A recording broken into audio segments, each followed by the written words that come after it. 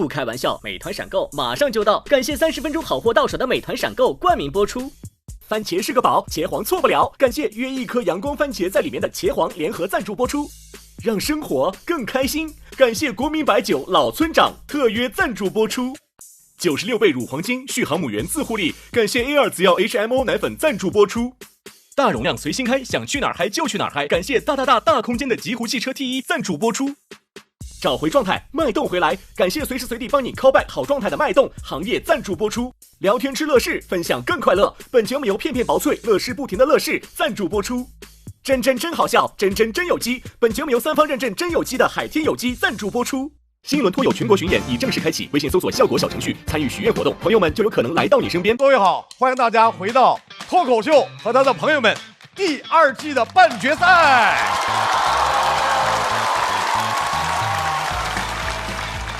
你每次出来的时候都是像一个将军。您都讲成这样了，还告诉没有素材，没技术呢？我现在脑子里面是缺氧的状态。我觉得我们的肢体语言是最好的表达，已经好到无话可说。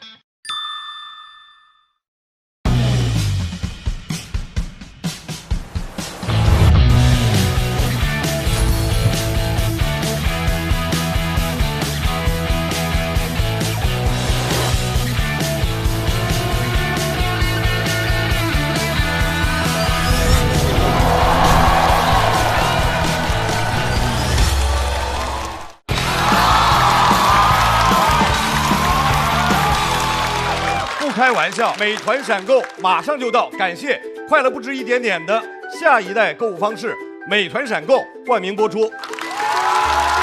番茄是个宝，茄皇错不了，感谢约一颗阳光番茄在里面的茄皇联合赞助播出。让生活更开心，感谢国民白酒老村长特约赞助播出。各位好，欢迎大家回到脱口秀和他的朋友们第2季的半决赛。我们的比赛仍然继续，马上要上场的这位朋友，真的在我们的节目里走出校门，走入社会，让我们掌声欢迎李玟。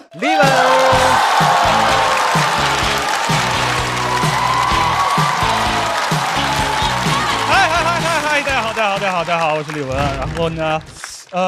对，我是一个学生，然后今年毕业了。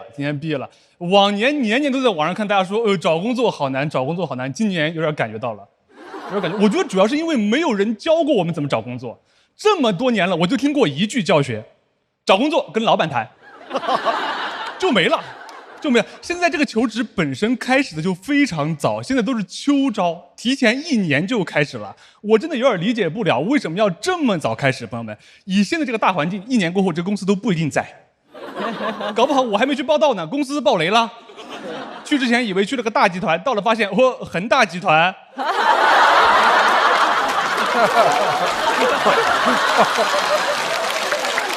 现在这个求职的流程本来就很长，以前投完简历就面试了，现在面试之前还要做测评。有人做过测评对吧？太多测评了，逻辑测评、智力测评、商业认知测评、心理测评，就感觉那个公司啊，他要你逻辑高、智力高，还要有商业头脑，心理还要健康。什么工作需要这么多能力啊？美国总统都不需要这么多能力。特朗普就没有逻辑，拜登没有智力。肯尼迪最后甚至没有头脑，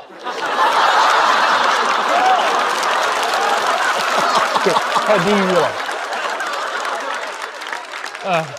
很难得啊，朋友们，这个段子可以在中国讲，不能在美国讲。这个所有测评里面最讨厌的是那个心理测评，朋友们，它包装的多好听啊，叫心理测评，本质上就是测你有没有精神病，有没有什么精神分裂症、妄想症之类的。我第一次做的时候我还不知道。我还在那揣摩出题人的意图呢。那个题目问你，他说你是否经常觉得自己能看见别人看不见的东西？我以为这是一种工作能力，选了个比较符合。我本来是想选非常符合，但我想了一下，我说老板应该也有见不得人的事儿吧。我甚至幻想过，我甚至设想过，老板到时候面试的问我，他说同学，你能看见什么？别人看不见的东西啊，我说活儿。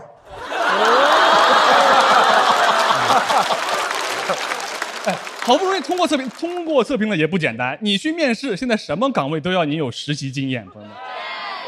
导致大家都去卷实习，现在实习也要实习经验了。我之前去面试一个大厂的实习生，我跟那个 HR 聊得特别开心，聊到最后他说，可是你没有实习经验啊。我说对啊，因为我是来实习的呀。他说对啊，那你要先去别的地方实习啊。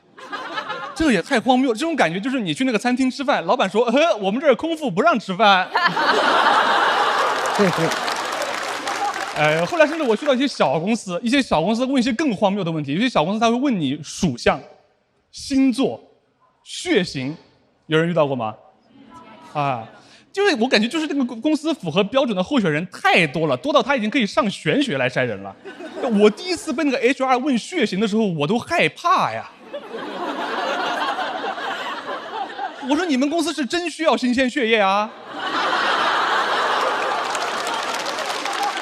我知道资本家吸血，没想到吸的是我的 B 型血。HR 跟我说，有科学研究表明了，A 型血的人细心，B 型血的人粗心，所以我们不要 B 型血。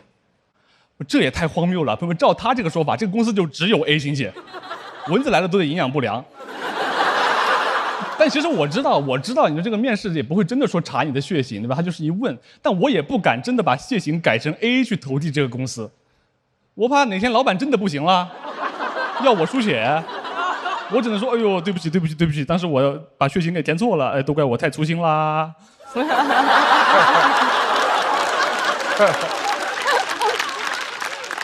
我觉得现在开始问这种问题，让我有种感觉，就是找工作这个事儿有点靠运气了。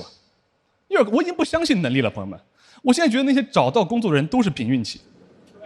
我现在看不上那些人，我现在谁也看不上，我连诸葛亮都看不上。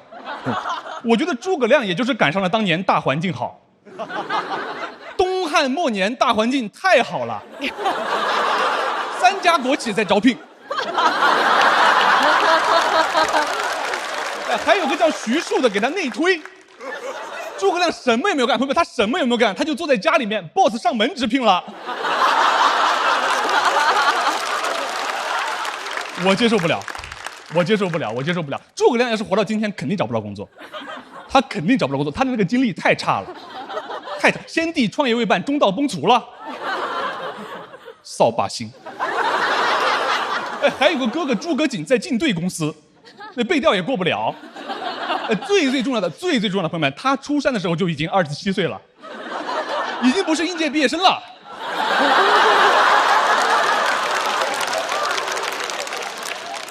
后来实在找不到工作，我就上网去搜，我想找一点那种经验帖。我一搜更焦虑，你还在找工作呢，已经有人开始晒 offer 了，发那种特别有网感的帖子，说听说小某书的家人们都很会选 offer。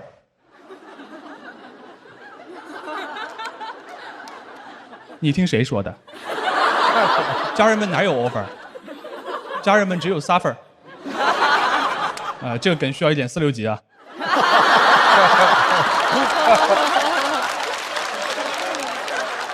而且他拿出来选的工作都特别好，没有差的。你在网上一看，拿出来选的竟是我要这个50万年薪在上海的，还是这个40万年薪在老家的？我说什么意思？选一个，另外一个给我呗。感觉他就不是想选，他就是纯炫耀。像一个河神，他从那个河里面飘起来，他说：“我有一把金斧头，还有一把银斧头，我厉害吧？”我转手就把小某书删了。后来真的一直没找到工作。后来我偶然在朋友圈刷到了一个学长，他说他开了一个求职辅导机构，1年赚了200万。我当时很好奇，我就问他，我说：“哥，你的生意秘诀是什么？赚这么多？”他说：“很简单啊，就是推销课程嘛。”没有人买就贩卖焦虑。这秋招一开始就在网上去发，听说小某书的家人们都很会选 offer。谢谢大家，就讲这儿，拜拜。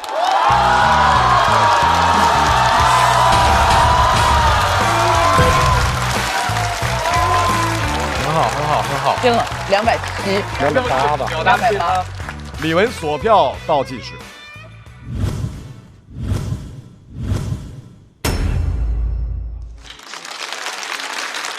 李玟是应届的硕士，对，化学专业的，对啊，现在找到工作了吗？现在找到工作了，现在在干销售。啊？卖什么啊？卖洗发水。有没有增发的给我们罗老师用一下啊？这个我知道，心里有数。你想做销售吗？日渐销售。我去面试的时候都是这么说的。对，我面试的时候都会说我想做销售，但其实是因为化学对口的岗位基本上都没有要我。就是挺困难，就可能很多人以为硕士怎么可能找不到工作，但其实这理工科真的会这样，就是很多工作他不要硕士，只要本科生，因为那个公司他不支付硕士的工资，所以他会觉得你去了不稳定。那你当初为什么要读硕士呢？哇，你看看这跟面试一样哇！我其实是因为没有想得很清楚吧，我保研了当时。啊，太优秀了。我是觉得确实是很多时候是没有想得很清楚，就当时觉得保研就去读了，然后可能其实有更好的职业规划。这不是你理想的工作？我觉得不算是吧。我最开始因为学了7年化学，我还是想当化学工程师的，但确实那个公司没有要我，我就干销售去了。我觉得因为讲那个找工作的这个脱口秀，其实不是说是一个非常新的。但是我觉得李玟讲的很活，尤其是他在讲诸葛亮那一段的时候，因为我自己是一个三国迷，所以我觉得他用这样的一个来举例这个东汉末年的环境，这个我觉得是挺有意思的。3个国企在招，对，所以我是觉得特别好玩的。李玟，你现在的同事知道你在说脱口秀？知道，他们已经刷到那个卡单了。刷到了之后，公司对你、同事对你会有一些不一样吗？对，我觉得他们对我收敛了很多。但是李玟，我真的很佩服你，因为你是第一次参加咱们这个节目，而且一路以来，他又是一个神奇的存在，他特别稳。这都到半决赛了，是不是？对。我觉得好像很少有这样的一个，他就是说出来一个，又没有说感觉特别就是张狂，但是他就是稳扎稳打，一上台观众又特喜欢，一路悄没烟的到半决赛了，然后大老师，你跟我们说，觉得哪5位会被淘汰？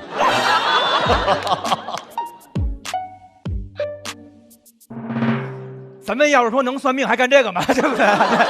行嘞，我觉得前途无量，特别棒啊！坚持住，就差这最后一哆嗦了。我们校友团的4灯可都给了，哇塞！那么加上校友团的4灯之后，我们看一下李玟到底能不能悄咪的进决赛？李玟进决赛了，哇！来，真的吗？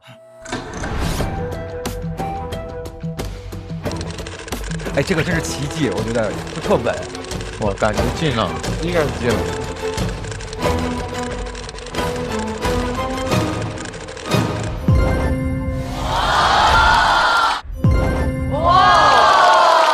恭喜李玟顺利的晋级决赛，真的！哇！一个新人就这么直接就这么进了哈，就是特别少。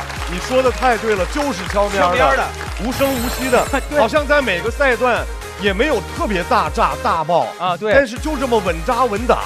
第一次参加节目啊，一路就这么打进决赛了。再次掌声祝贺李玟！祝贺李玟！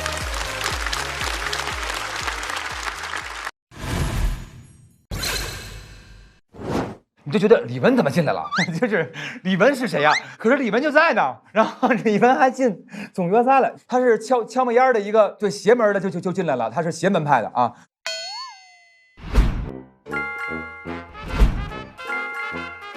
现在正在一家外企实习。职场脱口秀到第4轮已经结束了。不是，我说我是成都人。你知道我们的川渝演员还有谁吗？贾浩啊，大刀啊，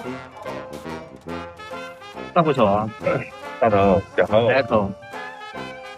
贾浩，王丽，贾浩，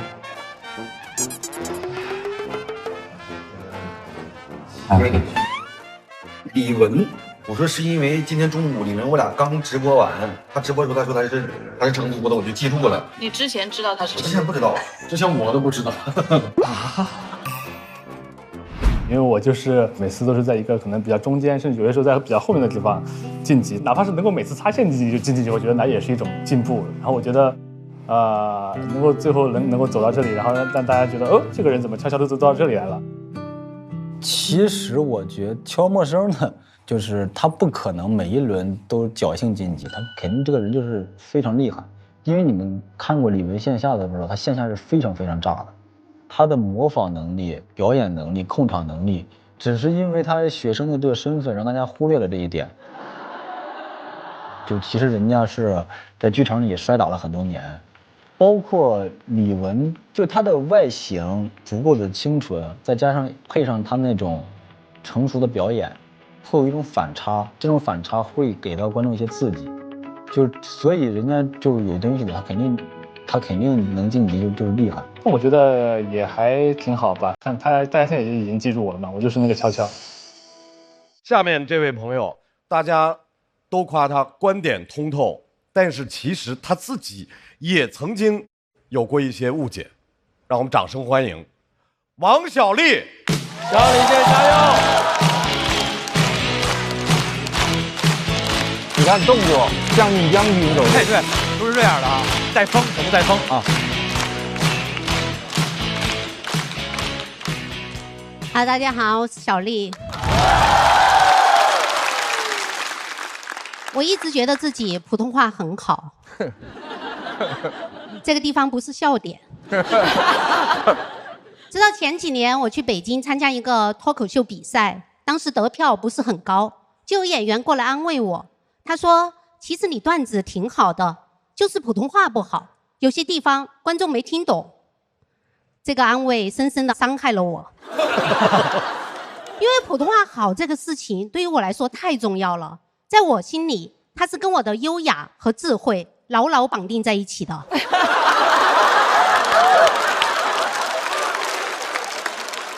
我普通话好，我就是个都市丽人。我普通话不好，我就是个讲川普的中年妇女。我根本没有办法接受我普通话不好，所以我当时就选择了不相信他说的话。我怼他，我说你不懂，不要乱说，我段子哪里好了？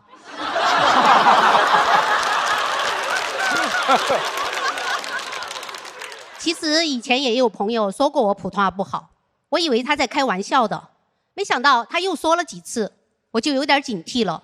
我心想，这种不好笑的玩笑为什么要一直开？然后我就推断他应该是喜欢我。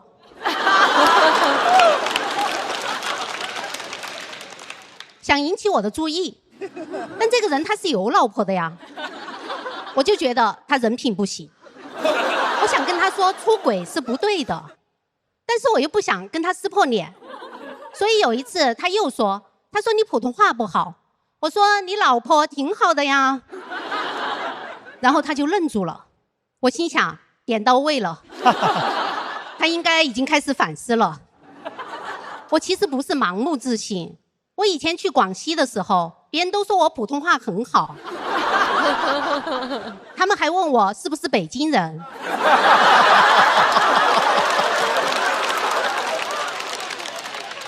我还有普通话等级认证证书，不是买的，我自己考的，没有人会买2级乙等。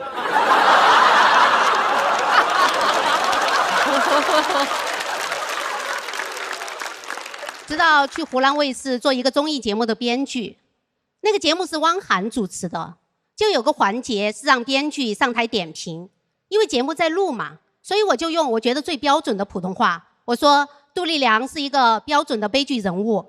汪涵说杜丽娘，然后全场观众就笑了。我当时都愣了，我心想他刚刚说话是不是有口音啊？他是不是在模仿我的口音啊？那一刻我才意识到我的普通话是真的不好，因为我相信汪涵的职业素养，他就算是再喜欢我，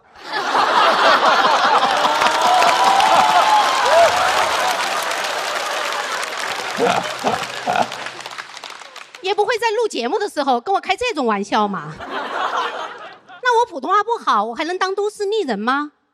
还是说讲川普就只能当成都市丽人？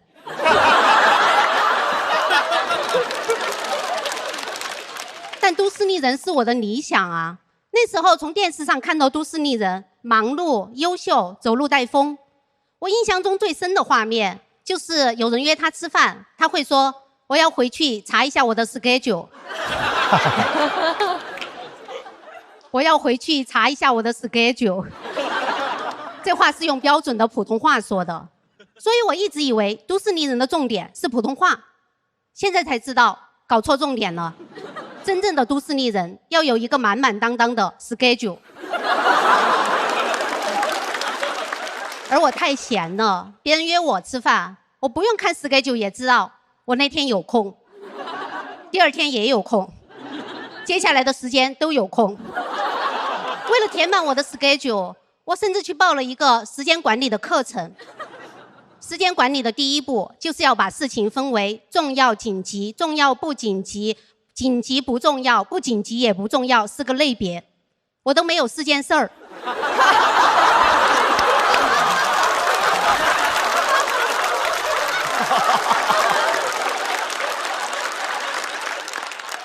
我问老师，我说那吃饭算哪一类？老师说分类前应该先把吃饭、睡觉这些事情刨除掉。我心想，那我不是就只剩一件事情了，逛公园？老师说逛公园这种事情不紧急也不重要，建议不要做，也可以花钱雇人做。原来我只要有钱，我就可以不用亲自逛公园了。可惜我没有，只好浪费时间自己逛。有个一起上课的朋友跟我说，他本来已经很忙了，没想到学了这个课之后，又能挤出1个小时时间来学习。我心想，我一天就工作1个小时，要是再挤出1个小时，那我不是24小时都没事干了吗？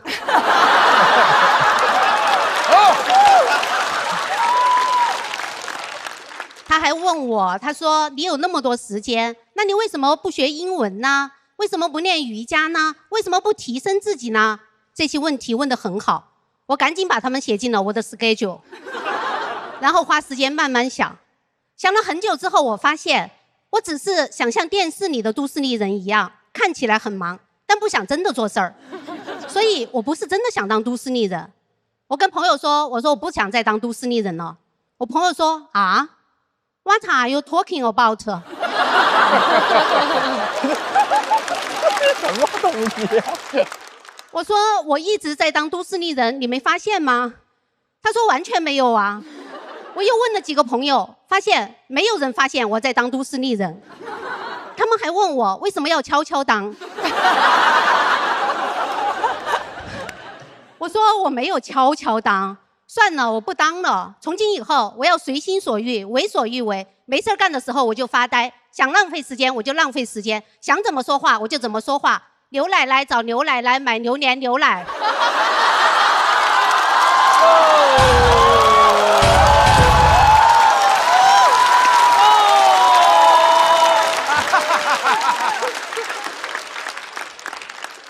我朋友说没有人可以活得这么自由。我说真的吗？我不信。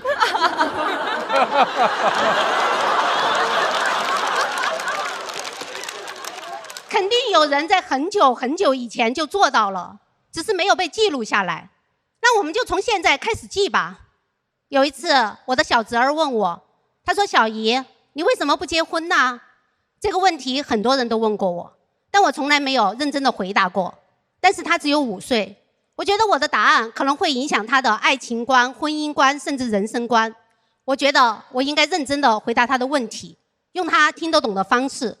所以我跟他说，我说在很久很久以前有一个女巫，她说着一口2级1等水平的普通话，每天睡到自然醒，饿了就要吃。她爱思考，有主见，与众不同，并且用副乳换回了梦马相。从此以后，她过上了幸福快乐的生活。直到有一天来了个小男孩，小男孩问她说，女巫女巫，你为什么不结婚呢？然后女巫就把她变成了一只蛤蟆。谢谢大家，我是小丽。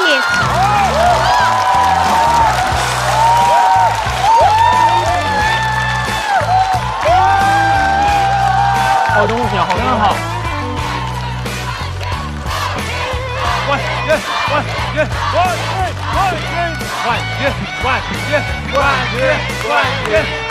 军！冠军！来，各位，小丽的锁票倒计时。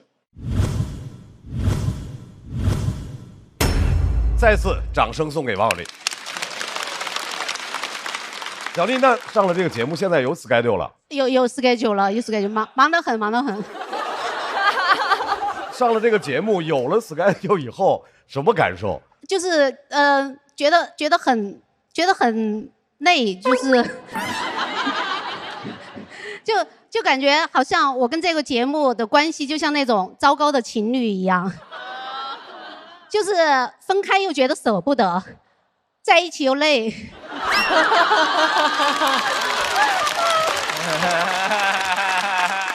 小丽这次的表演，好像因为这已经到了半决赛了，而且大家都喊冠军嘞，真的。而且听小丽每回都感觉大家都想成为小丽这样的人，是吧？就是那种她心中有一种特别，这叫都是丽人，哇，太棒了。然后都是丽人，都是丽人。就感觉这个世界想到小丽，就会觉得这个世界多了一份美好，特别棒。希望小丽，冠军了，您要是冠军了。大佬说的特别好，刚才全场都在喊啊，我就想请问一下，小丽在你的设定里面有没有拿冠军？我自己吗？啊，我还是就是要根据现实情况来。没有，你把你的 schedule 改一改，8月29号拿冠军那天，那天总决赛啊。刚刚大老师说，每次听小丽姐讲的内容会是一种特别美好的啊。我觉得她的这种美好，其实可能是帮我们解开了某一种束缚。对，另外一个，作为一个四川人，我觉得对于普通话这一点，我从小我们就有一句话叫“天不怕地不怕，就怕四川人说普通话”。就我从小就听这句话的，而且我们有一些话其实跟普通话的那个意思其实是会有点不一样。比如说我们说怂，这个娃娃好怂哦，是什么意思？北京话怂就特别胆小、懦弱，对，懦弱。但是我们的那个意思是这个人很嘴馋。哦，是这样吗？没事儿，春春说的都是对的。不对吗？难道不是这样吗？难道是我妈骗了我的？我们一直这么说呀。啊，不是吗？难道我回去要问问我妈了？我们老家可能跟春春老家可能不一样，就是因为四川也有很多在方言里面的分支，对分支，对。那我那个话等于说是不是青羊区的话呀？我也在青羊区。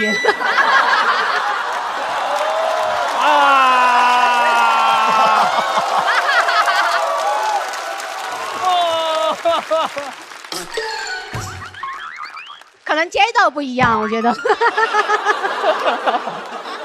街道不一样，对。刚才你提到都市丽人的你几个点的时候，其中一个是走路带风。对。他上台就是哈。对，你刚才从那边出来的时候，其实是每一场，我只是没逮到机会说。今天想说一下，你每次出来的时候都是像一个将军。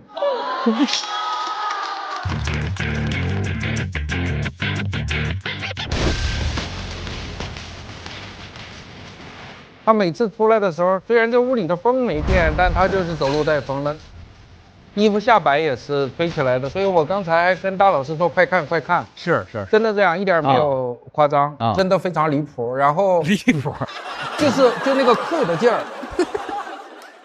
对，就是小丽的团队，就每次说他的道理的时候都倍儿坚定，特别坚定。风吹过来到他面前停了，我就这么想的啊！我不管这个世界风怎么吹，我是听着特别的激动，甚至我有一点点想掉泪的感觉。然后他讲的我特别的感动，因为他讲到一个女巫的意象是从小到大我们认为女巫是坏的，直到我听过3个好女巫，我们听到过萨勒姆女巫的故事，那是完全是一个在抓女巫的莫须有的一个故事。然后后来看魔法坏女巫，然后到你这个讲到女巫的意象，我想天哪，就是完全可以合到我们小时候听到一句话叫所谓好女孩上天堂，坏女孩打引号的走四方。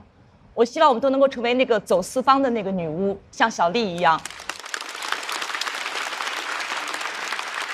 我还要谢谢一下那个编剧王子涵，他帮我改了一下这个。然后他说：“那你是女巫，你就有魔法，你可以把它变成一只蛤蟆。”所以特别感谢他帮我改了一下这个。谢谢。您的专场是不是也叫女巫？对，专场叫女巫。因为当时我发现都市丽人这个身份我当不了之后，我就想找一个新的身份认同。我也想，我想女王我肯定是当不了，因为我这个人就是能靠别人，坚决不靠自己。女神也没有办法，因为我觉得没有那么女神那么精致。然后我最后就想了一下，那就先当女巫吧，因为女巫有很大的空间，可以去自由的探索你到底想做什么，你想完成一些什么事情。然后，所以当我做那个专场之后，我就在想，其实女巫在我的定义里面就是你不按照社会期待的活着，也能活得很自在，那就是女巫。对，这就是我自己给她的一个定义。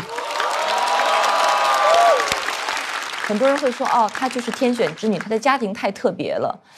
但好像还不仅仅是来自家庭的支撑，就她是个很特殊的一个人。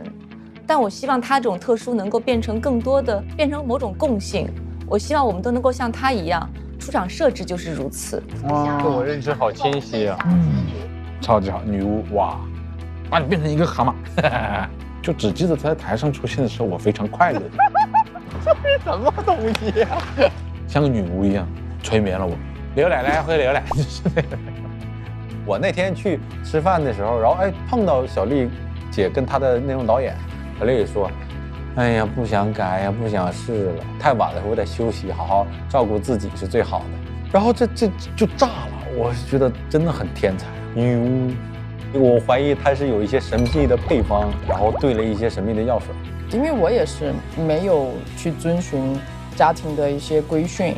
想办法在自己能力范围内去支持周围的女性，是我们谁不是女巫呢？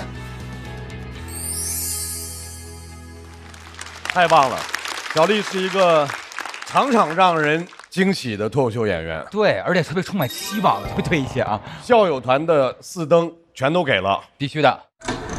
在大家满场都在喊着冠军冠军之后，王小利会获得多少支持？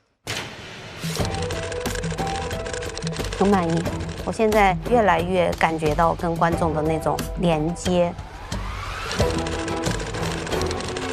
294、293。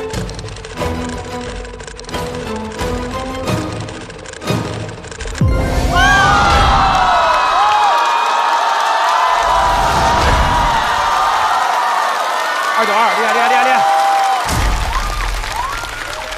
哦，太棒了！我法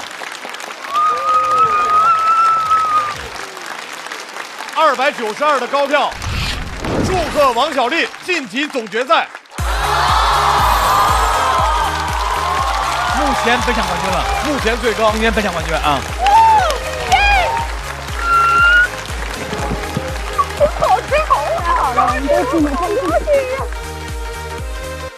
各位朋友，小丽都演成这样了，这个场子不好接啊。对下面一位演员是极具挑战，但是我们对他充满信心，因为在这个舞台上，这位演员克服了心魔啊，渐入佳境，这就来了吗？掌声欢迎瑞瑞！瑞瑞！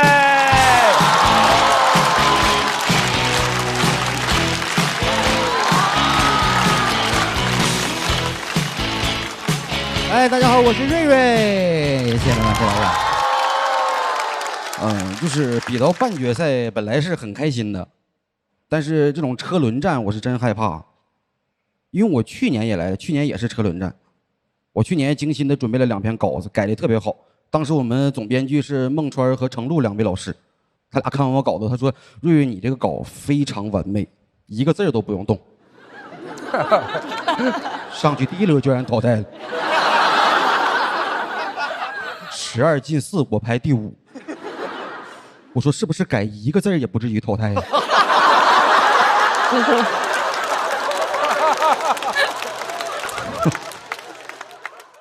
然后当时川儿个人特别好，他鼓励了我，他说12进4你排第5，这种成绩属于惜败呀。他说复活赛你好好打没有问题，你复活赛那稿子非常完美，一个字都不用动。复活赛16进3，我第4。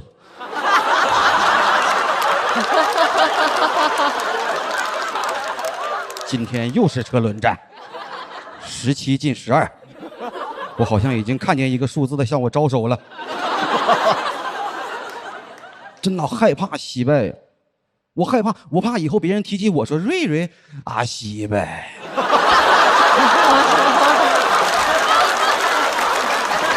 啥呀？就我有个小小的期盼，我希望我要是能第11名该多好啊！就想尝一口险胜是什么味儿的。但即使比到这个阶段，不管什么名次，已经很厉害了，已经很厉害了。是因为上一轮结束的时候，张绍刚老师宣布说，我们剩下这些人有一个响亮的称号，叫全国18强。就明明对面还有一个节目。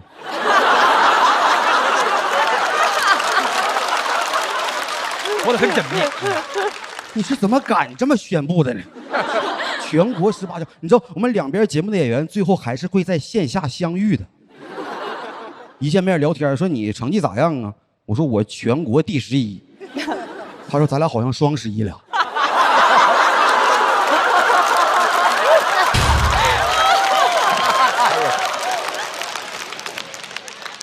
多么荒诞的称号，但我听进去了。我听完这称号，现在感觉自己都有点飘了。真的，心态是有变化的。我们之前演出过开放麦，很多时候他们会安排我开场，然后他们接我。我感觉现在谁再想接我，就得去机场接我。当然有人提醒过我说别飘，有人提醒过，小何提醒过我。广智。小何，小何说你是不是有点飘了呀？我赶紧纠正他，我说应该说您吧。开玩笑，我不敢啊，我不敢。我写这段给他看了，我说您看我这么写可以吗？给他看过了啊，就是我跟大家说话都会非常客气，我是比较在意说话方式那种人，因为可能是脱口秀演员，作为一个语言工作者，我也在意别人说话的方式。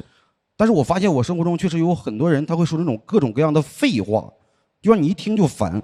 我之前上班嘛，我有一个同事，他喜欢开导别人，特别好。有了他的开导，你不管是什么难过、伤心，就都会变成愤怒。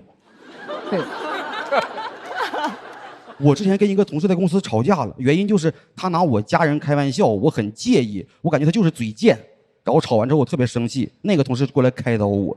他说了一个特别流氓的话术，他说你别生气了，他你还不知道吗？他就这样嘴贱，我生气是因为他嘴贱。他告诉我你别生气了，因为他一直嘴贱。这什么道理？你打一个车，你说师傅你车有点臭，师傅说我车一直这么臭。你说啊，那我就放心了，我就放心。我就不理解，当时我怼他了，我在气头上我怼他，我说拿你家人开玩笑你愿意啊？可能是我语气有点冲，他说我安慰你，你怼我，你怎么跟疯狗似的呢？然后开始骂我，巴拉巴拉骂我2分多钟，最后一句话是这么说的，他说你要觉得我话说重了，你当我没说。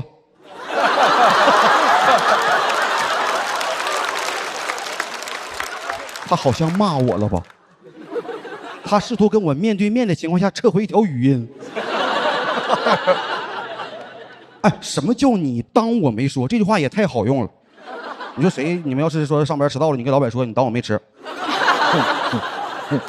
借了钱不还，你跟人说你说我当我没借。我这轮淘汰下轮我还来，我说你当我没走。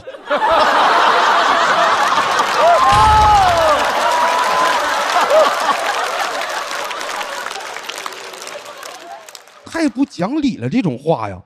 就是我听过很多废话，还有一种人，就是他跟你说话的时候啊，他会浪费很长时间去想起了一个毫不重要的点。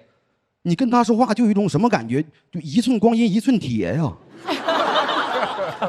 我之前跟一个朋友逛街，走路的时候我说附近有厕所吗？我朋友就开始了，应该是有。这片我上个月来过，跟那谁嘛，跟那个，哎呀跟谁？哎呀就在嘴边，想不起来跟谁来着？哎呀。好像是刘哥，你等会儿啊，哎，刘哥，我都懵了，不是找厕所吗？怎么厕所刘哥盖的？就是他们说话不过脑子的时候，我感觉我受不了；有的人说话太过脑子，我更受不了。就是有的人说话，他之前他会用大段的铺垫，给你做免责声明啊，就一顿铺垫呢。这样可能有的朋友 get 不到我这个情绪点，我在这儿放了一个特别炸的梗，我给大家讲一下。当然了，可能是每个人对梗的理解和接受程度是不一样的。因为众口难调嘛，所以可能有人听完之后觉得不会那么炸。你别期待，这我没放梗。大家能 get 到我那个情绪点了吧？真的，我真见过这种。我之前上班嘛，我们几个同事坐在一起，集思广益的骂老板，啊，骂的特别尽兴。来了一个新来的同事，他说：“那个我打扰大家一下吧。”当然了，我知道随便打断别人可能是不太礼貌的行为，但是我刚来，大家可能对我不了解，我就喜欢有什么话直接说，不喜欢藏着掖着，有什么直接。我说什么事这么严重啊？不是你直接说呀。他那我直接说了啊。当然了，我没有别的意思啊。用一下电脑，我说好。我说按你刚才那铺垫，我以为老板是你二舅呢。谁教你这么客气的？我说你要真想对咱几个表示尊重，你换一种方式，不行你跪下说呢，对吧？你或者在用词上面你稍微斟酌一下，你说用下电脑啊，父亲，这不冒犯，你知道吗？我觉得太折磨人了，因为汉语文化博大精深，但是到现在出现这么多废话，我有点痛心疾首啊！大家把时间往前推，你可以想象一个场景，比如说古代一个战场上，战火纷飞，军情紧急。一个士兵跑进一座营房，说：“报将军，敌人打过来了，正在屠杀城中百姓。现在情况可以用一个成语来形容啊，哎呀，就在嘴边，哎呀，叫啥来着？哎呀，那军师都看不下去了，说这个士兵，我打断你一下。当然了，我知道随便打断别人可能是不太礼貌，给将军气的呀，说闭嘴，大敌当前，成何体统？”这时候副将站起来了，说：“将军请息怒。”那他俩你还不知道吗？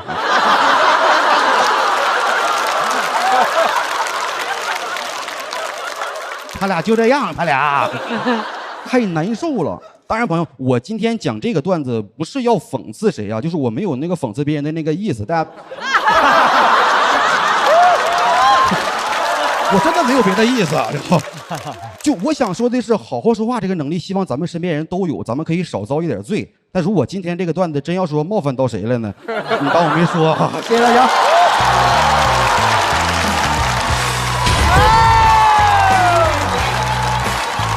太好了，又闻了。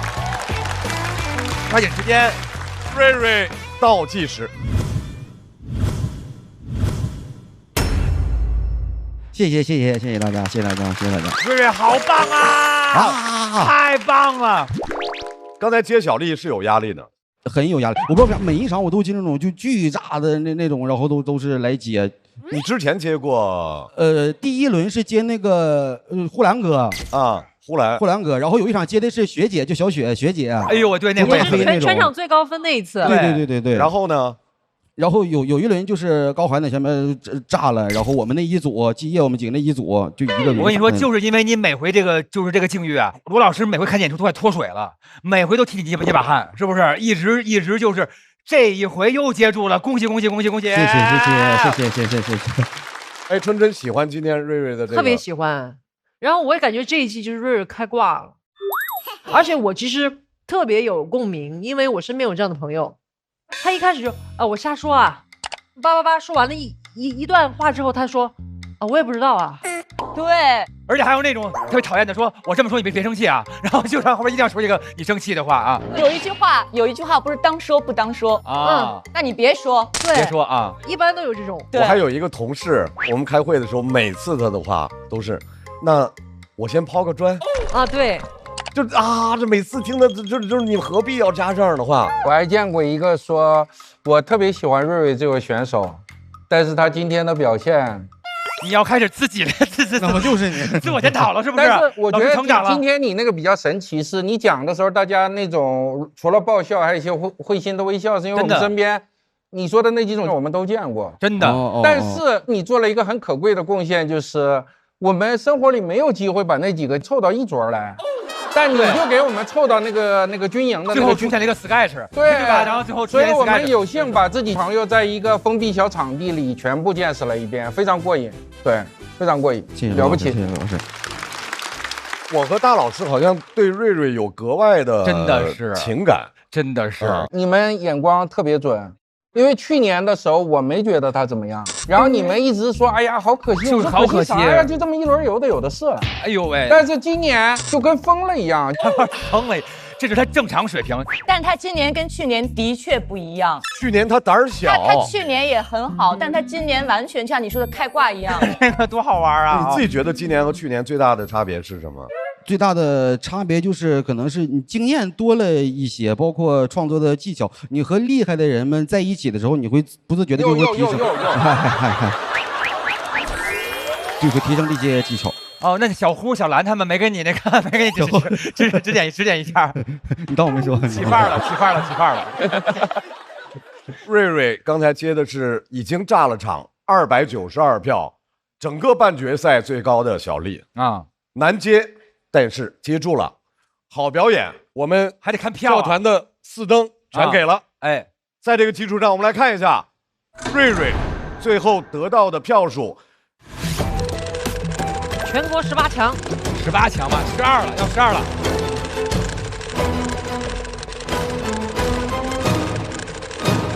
284，可以。谢谢恭喜瑞瑞晋级总决赛，全国12强了，先12进，284很高，可以。哈，谢谢，哦，对。他3年前就在另外一个节目的后台跟我指导过我段子，然后去年看到他的节目过后，我就觉得，哇，当时指导我那个人终于登上了大舞台了。今年看到他进到总决赛，而且他就坐在那个后场区的时候，都还在改稿子，还在问我们，哎，你看这句话这样说顺不顺一点？这样说顺不顺一点？你就行不行嘛？可以很好笑嘛？他就是非常努力，真的非常好笑的一个人，我觉得他就是值得。瑞瑞终于到了没有卡位赛，没有给他卡出去了。他这个笑话写的，如果我花钱去看脱口秀，我一定会花钱去看瑞瑞的演出。我跟赵少刚老师已经快脱水了，就是给他捏了好多把汗了，然后这回终于进去了，可以啊。越来越难啊！下面这一位永远保持着旺盛的创造力，而且在现实生活当中，任何的事情都能够成为他思考和创作的原点。掌声欢迎小胡！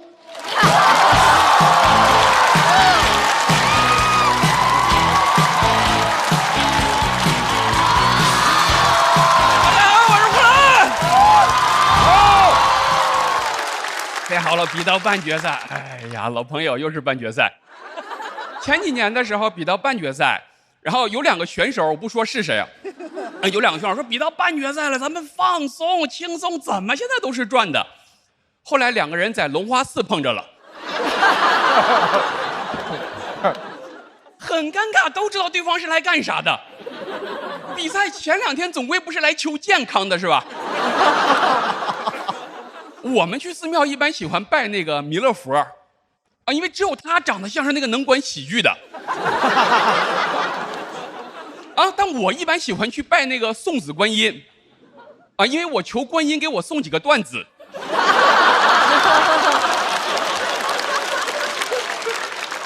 而且整个一个比赛开始前，好多新人选手跟我说：“他说哥，我今年第1年来，我比2轮已经算非常非常好了。”我说：“那你一定要说话算数啊！我该走就得走。”结果现在全都在，对吧？大部分都在那儿。最近又问我，他说：“哥，你觉得说脱口秀最重要的是啥？”我说：“是诚信。”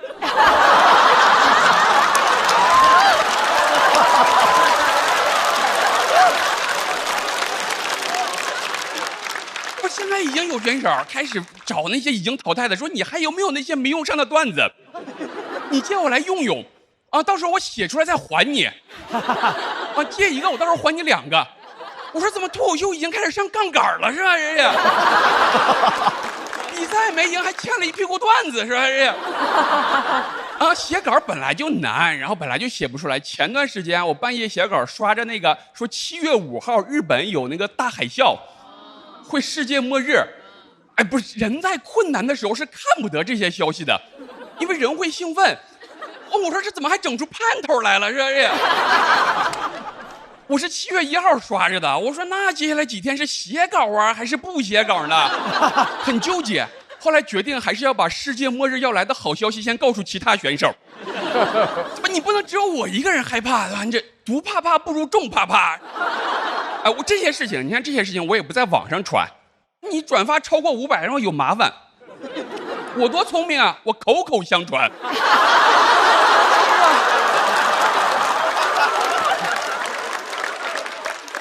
都这样的，他们扛不住的。你说世界末日这种消息，他们听见就会搜，搜完就会刷，一刷就浪费1天。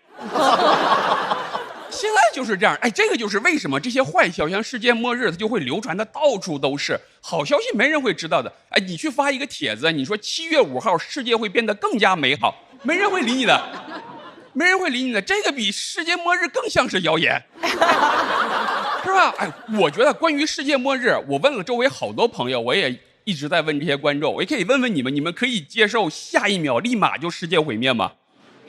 可以说大部分可以，真的，我问下来之后，90%以上都说可以。我觉得现在大家是这个想法，就是我还没活够，但是要是一起毁灭也不是不行。对，哎，对。关键得一起。对，你不能那海啸来了只把我冲走了，那大家不会说哎呀世界末日，大家只会说苍天有眼啊，哎呀，对吧？哎，你看咱虽然这么说，但我觉得没人希望世界毁灭。但我觉得这个一起毁灭可能是我们从小到大遇到的最公平的事儿，有钱的没钱的，有门路的没门路的都一起，都一起。电影都不敢这么演。你想想看嘛，咱看那个电影《地球毁灭》，即使有飞船，那些飞船会带走一些什么？你看过什么科技技术精英，还有一些达官显贵。你觉得这里面会有我们吗？你觉得会有你们吗？不是，你们别生气，是吧？你们别生气，啥达官显贵被大巴拉过来坐这儿看脱口秀是吧？哎呀。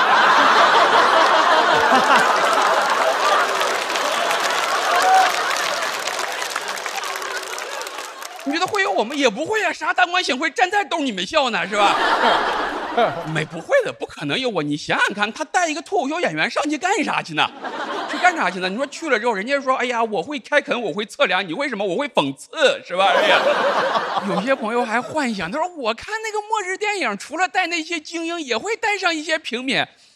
平民啊，主要负责电影里的政治正确。哎，要不然你看带那些平民也不会五颜六色的。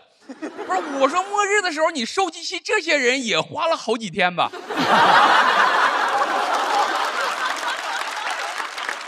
你看那些什么马斯克天天研究那些火箭，我现在就真的很复杂。我就觉得说，要不然你就研究出来那种能把全人类都带走的方法，要不然你就别研究出来了。我不黑暗，但我也没那么高尚，我真做不到末日来的时候我在下面看着马斯克跟他的朋友们对吧？坐着火箭，我在下面还替他们在那边招手。我说去了那边啊，一定要替我们人类好好生活。马斯克也向我招，你去了那边啊，也要好好生活。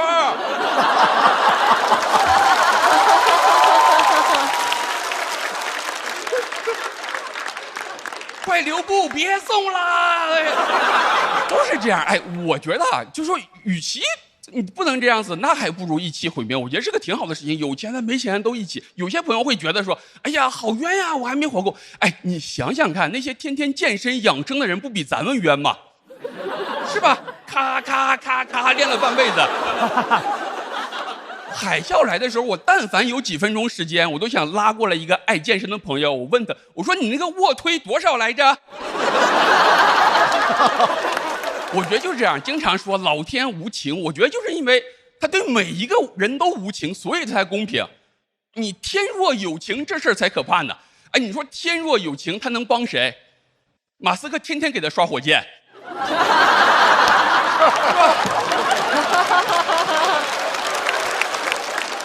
我比不过他了，对吧？而且我很担心，这样子老天爷也很容易把持不住自己，他自己很容易被腐蚀的。没过多久，老天爷也会被压到那个天庭，往那一站，说：“我当时也是有侥幸心理，没想到你们能查到我头上，真的是天外有天啊！”哎呀，我最后就想说，我觉得如果末日来临的时候，马斯克如果真的能带所有人都上了飞船，等我上的时候。我希望是马斯克拦住我说：“你看看你是不是以小人之心夺君子之腹了？”谢谢大家，我是呼兰，谢谢。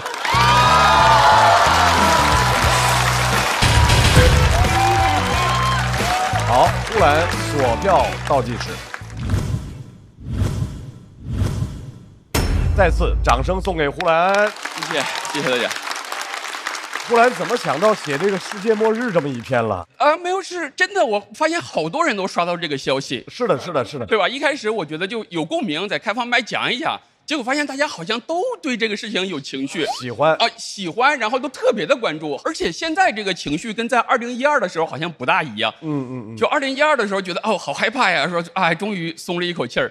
到了今天，好像到5号没有世界末日，好多人还有点小失望，说怎么会是这样？所以说就说写吧，那正好大家就都还有共鸣。如果要是只有3天，世界末日就来了，你干嘛？还有3天呢？我还想过这个事情，我问周围朋友，我说你接不接受？比如说像刚才说的一样，下一秒就毁灭。他说我可以接受毁灭，但能不能给我3天的时间？我还有一些愿望没有实现，实现完之后，我觉得可以地球毁灭啊。他说，比如说什么周杰伦演唱会还没有看。我说剩3天的时间，周杰伦自己也不会出来开演唱会。周杰伦到3天还接活呢，但是也没准，人家周杰伦不叫周接活啊。所以说还不如就下一秒，就开开心心就算了。也没准儿，大家唱歌一块儿，哇，好开心啊！想起来是个好事儿啊，是一种世界大和平，哇，挺好的。我觉得呼兰写稿，他就是一个那种永远拿不进的套娃，你知道吧？就怎么打开还有，打开还有，打开还有，打开还有。就是人家有这个酱香卓玛，你是呼兰套娃，我这然后就是感觉老打还老有，我羡慕。我觉得世界末日不重要，我觉得你的所有的才华跟你的思索是没有末日的，了不起啊！谢谢大老师。我感觉他不光是套娃，他刚刚开始讲的时候，我就想到那个我看那个世界杯，就是我觉得呼兰在我心目当中就是巴西，就现在巴西进了半决赛。就感觉这个事儿是一个特别正常、再正常不过的事儿。我想问问巴西，其实心里面是怎么想的？他是觉得我就非常应该就是进个半决赛，很合理，或者还是说，其实巴西其实心里也有压力？我觉得巴西如果自己觉得就应该能进半决赛的话，我觉得他小组赛就淘汰了。还是得有这紧迫感。你就是觉得说，哎呀，好悬啊，看着都好厉害呀，说每年都觉得好悬，就是这样啊，才有压力。是。但是呼兰就是跷跷板这样的人。就是这边越给他压力，他那边起得越高，他每回都能顶住了，还是很厉害的。是的。我觉得呼兰永远超出我的预期，因为他讲末日的时候讲到那些就是如果真的末日的话，是不是有一个公平？特别像我当年有个电影，1998年一个电影叫《Deep Impact》，天地大冲撞，就是人类建了一个诺亚方舟，然后又选一些，居然里面还选了个主持人，所以我记到今天。但他又超出了这部电影带给我的，当时我有同样的困惑，我说。世界末日主持人那么重要，会被带到外太空去吗？但他又超出我的预期。他最后点到的是，老天无情不可怕，老天有情才可怕。我觉得这个好棒，非常妙。这个角度，哇，好清奇！再次掌声送给呼兰，谢谢大家，请看呼兰的得票情况。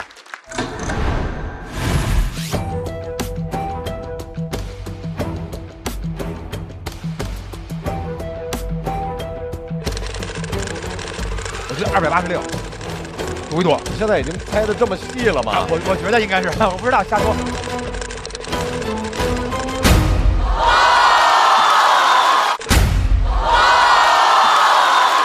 谢谢大老师，谢谢。大老师谁了？黑幕。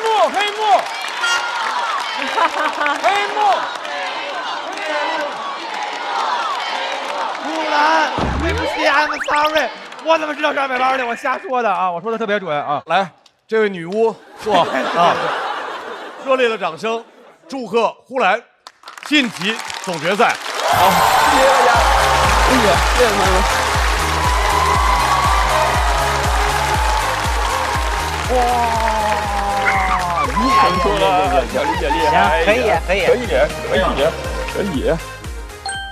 36片是什么概念？一片打6分钟算的话，36片是多少时间？36、18、66、36、210多分钟，4个专场。呼兰哥在台上就扔了4个专场，他手里还有1个专场，他就讲了，就是他已经讲了5个专场。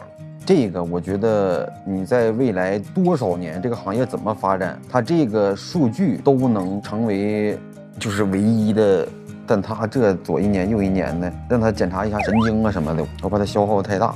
挺好的，就不断累加呗。希望后面的朋友可以去看之前的合集，那你带着时间去看，其实也会挺好玩的啊。然后可能会有一些穿越的感觉，因为当时有一些事情，所以说当时那个情绪，我希望这个东西不断的累加。我妈也听，买了好几种 P2P 理财产品，别人爆雷就一下，他那爆雷叮叮咣咣的。现在啥都是云，云喝酒、云蹦迪、云养猫，还有云睡觉。云睡觉就是一个人直播自己睡觉，然后一群不爱睡觉的人就看他直播，咣咣打赏。最近这1年，其实我特别喜欢看直播买东西。我看李佳琦，我太太说：“姐妹宝说我在呢。”我就靠抢不到外卖瘦了20斤。以前减肥是要努力的，现在不努力肯定是要减肥的。我说我不是开心1点啊，我的开心有3000点，观众在这边鼓掌，对吧？那边股市也在那鼓掌，对吧？哎呀，喜剧是个特别好的事情，这不就挺好的吗？这我工作，我工作就是逗大家笑。谢谢大家，老板，谢谢。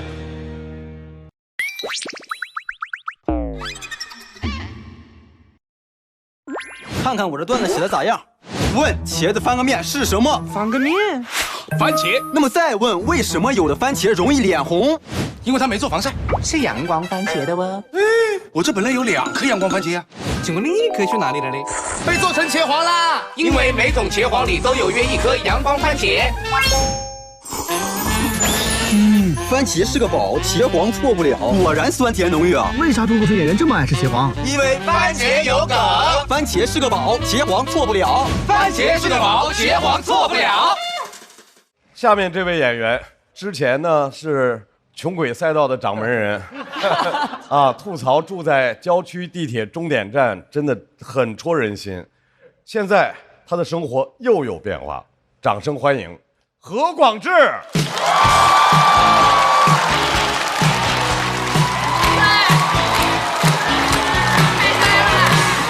谢谢，大家好，我是广智。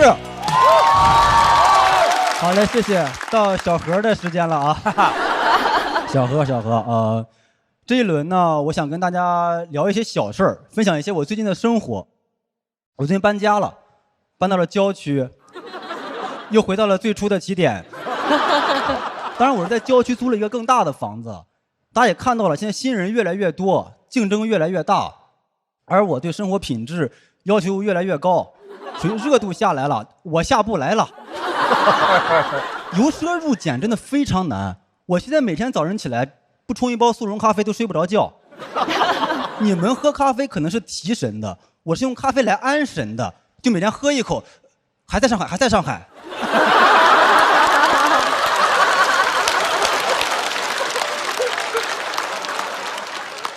郊区跟市区其实差不多。我之前住的那个房子是看苏州河比较方便，现在住的房子是去苏州看河比较方便。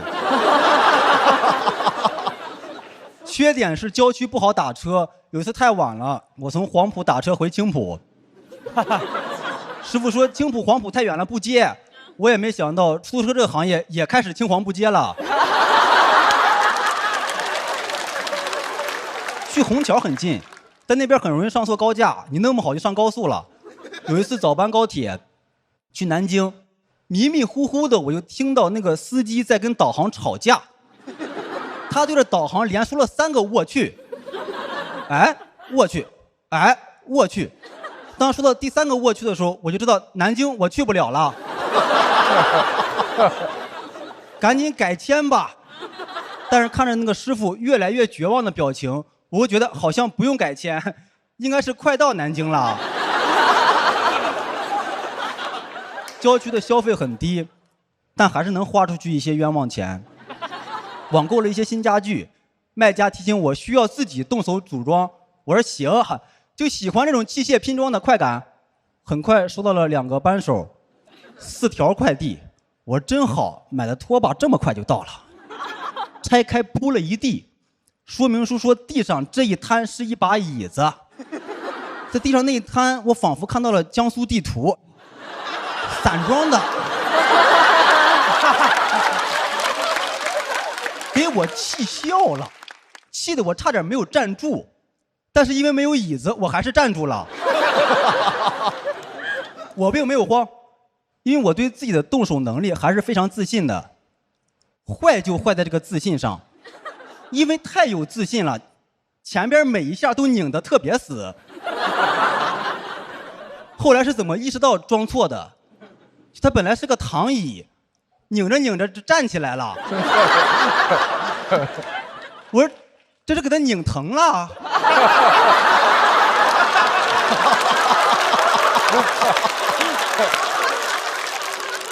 不怪我，那些螺丝都不是一个型号的，根本就拧不上，所以我把我逼得开始发誓呢。我说我发誓，卖家绝对是发错货了。我朋友听完说，你要嘴要这么硬的话，你试试用嘴拧呢。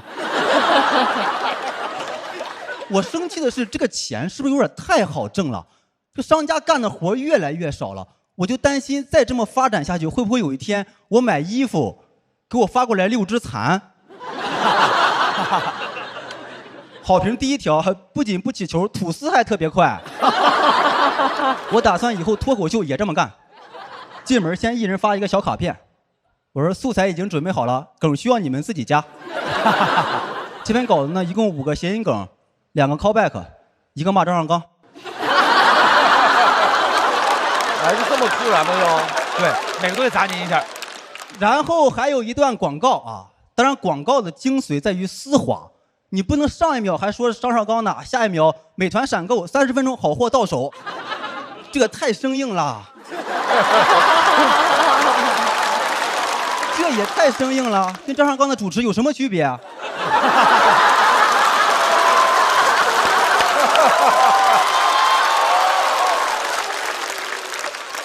我搬家还有个原因是我之前那个房子越住越别扭，我是在房租的最高点入住的。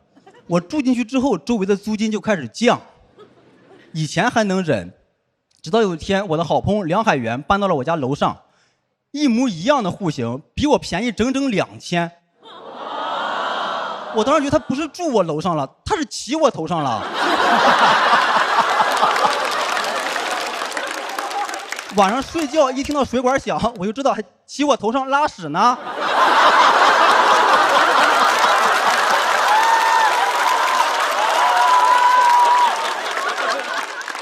朋友们来家里玩，避免不了要对我俩的房子进行比较，说我俩格局是一样的。我不这么认为，我每个月比他多交2000块钱，我觉得我的格局更大。最可气的是，他搬进来之前，没有人知道这个事儿。我之前只是吃一个哑巴亏，他现在一嚷嚷成喇叭亏了。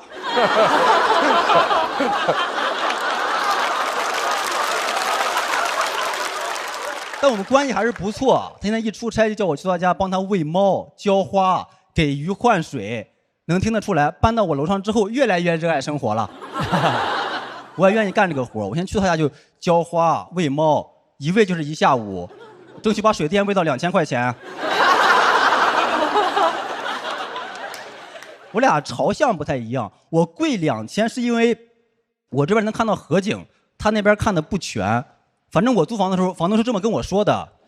我说那我拉上窗帘能不能便宜点儿？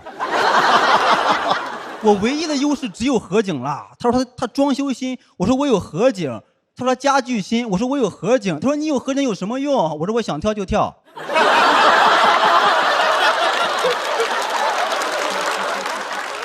我在那个房子住了3年，我第1年续租的时候，已经远高于市场价了。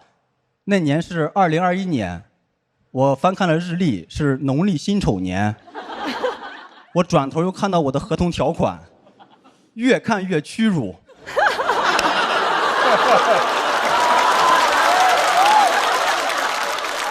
怎么100多年过去了，还有不平等条约呀？那个合同上面还盖了一个红色的章，当时没看清楚是什么章，现在看清楚了，是李鸿章。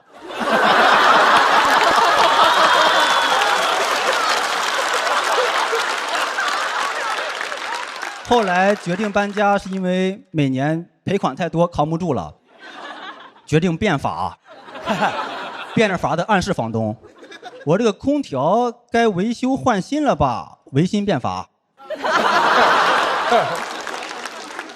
最后的结果你们也都知道，变法失败，逃往郊外。你们可能好奇为什么这么贵我还接着住，因为搬家太麻烦了。我朋友听完说，你多交的这些钱够你叫几十次货拉拉了，你傻不傻？后来搬家确实用的货拉拉，当时坐在那个面包车上，我觉得别人用的是货拉拉，我用的是蠢货拉拉。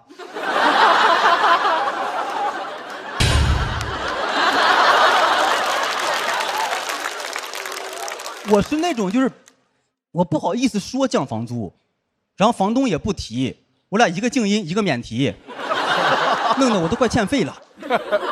我不好意思是因为我俩表面关系一直不错，最后是我赌气说我要搬家。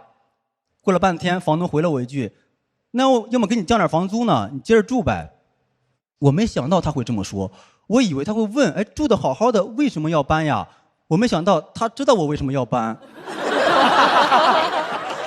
这句话给我架住了，你知道？我是想降房租，但我不喜欢这种被看穿的感觉。我不知道咋想的，回了一句：“不是钱的事儿。”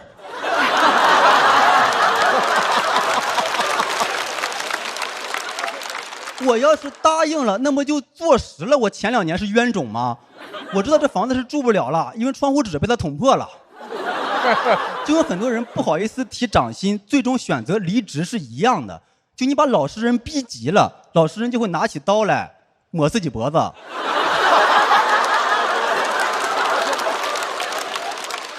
最后发现那些头掉在地上都长一个样，仔细一看都是冤大头。我搬走之后呢，又刷到那个中介把房子给挂出去了，比之前便宜3000。我赶紧把它截图发给了梁海源，我说祝你睡个好觉。蒋中将。合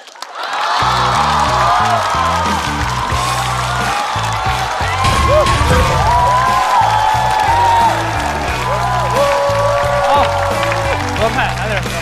他梗好密呀。来，为广智的精彩表演投票，不要考虑他曾经伤害过我，每一个都伤害你。现在他们肯定不在意这个。在意在意，不许再说话。投票结束之前不许说话。广智锁票倒计时，再次掌声送给广智。真的要替我们单少刚老师说一句哈，现在每个人都拿您砸挂哈，这个就跟司马光似的，司马光砸缸啊！我说这。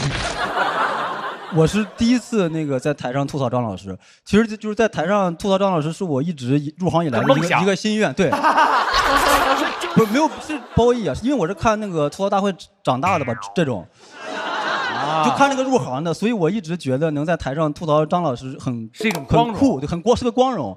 竟然就是满足了我这个心愿，哇塞，这个谎话你信吗？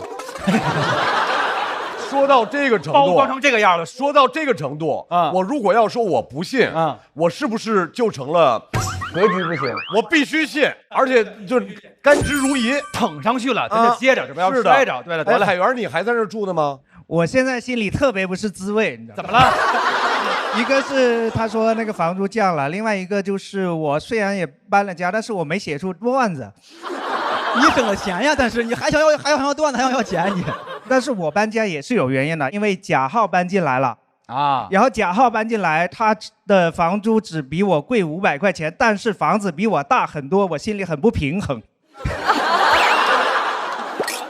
我非常喜欢这段，我觉得我特别高兴看到广智已经完成了那种蜕变。他开头那句话特别打动我，说回到最初的原点，最初的起点的。但我觉得这个原点比之前高了很多，一个新的维度，为广智感到高兴。我觉得，春吹也喜欢吧？喜欢这段太直接的好笑，而且很多很多好笑的点。最喜欢的是喇叭亏，喇叭亏太喜欢了，我这写的就是喇叭亏，哇，太好了，我太喜欢喇叭亏了。其实我这段写的时候，当时我动笔之前，我就告诉自己，我说这一轮要写一个纯好笑。当然这句话我只敢在演完之后大家笑了我才敢说，别人都没笑，你说你写了一个纯好笑也没法说。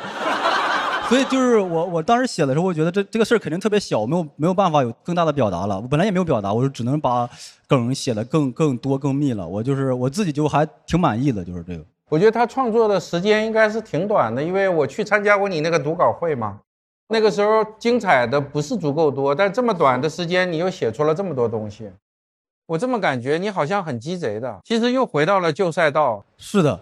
是吧？对对对，就是你看以前他就是讲穷没有钱那种穷鬼赛道，现在是他不缺钱了，但是他会讲说他很在意那个1-2千块钱的差异啊，那个。对，他内核其实还是一个穷，对，悄悄潜回了那个穷鬼赛道。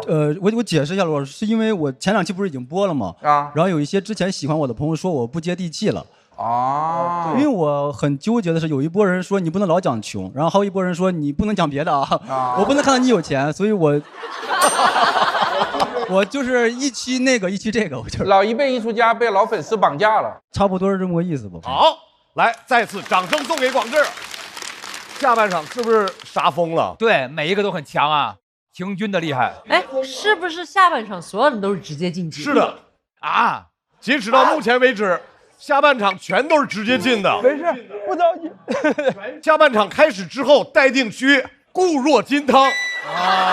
咱互相放好，你坐这。你看看接的旁边都石化了，在边上，这就这俩。来看一下，何广智是进入待定区，还是直接晋级总决赛？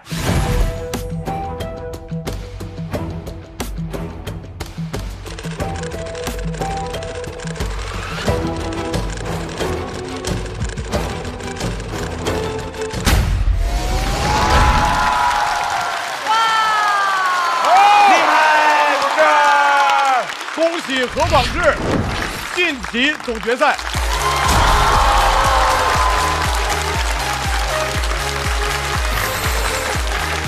成了，哥，咱们穷门行了，明年有奖比了。咱跑到位了。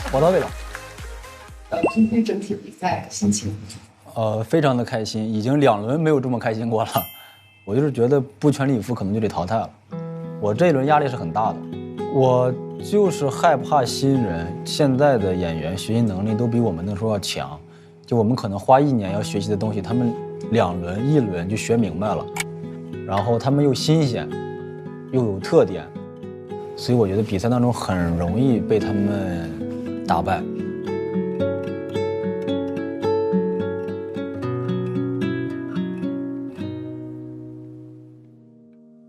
就观众没那么喜欢看我了，这个是我100%能感觉到的。因为行业确实在进步，然后大家技术也在迭代，观众其实看了太多所谓的那种传统的东西，就千篇一律，我已经不那么新鲜了。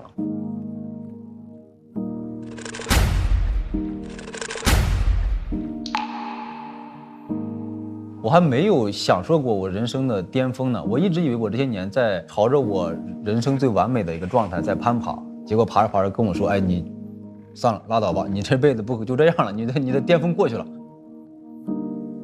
但就是你还是对这个事儿有所质疑，你还有点不服，就是我还想再来试一下。我可能会做的就是扎扎实实的写段子、写梗，我只会做这个事儿。作为一个创作者来讲，我可能只能是把我认为好的东西呈现出来。就你真的是喜欢这个东西吗？你真的想说这个话吗？然后我把它拿到这个舞台上，去寻找喜欢这段话的人。就是我始终觉得你投机取巧，最终这个世界运转客观的规律会惩罚你。一定要玩真的，玩真的就会收获更多。接下来这位演员朋友能不能把这个卦接着开下去？下面这位朋友来自四川，应该说在他走到今天，离不开背后的很多人啊。所以今天这位朋友要跟我们分享一些背后的故事，掌声欢迎贾浩。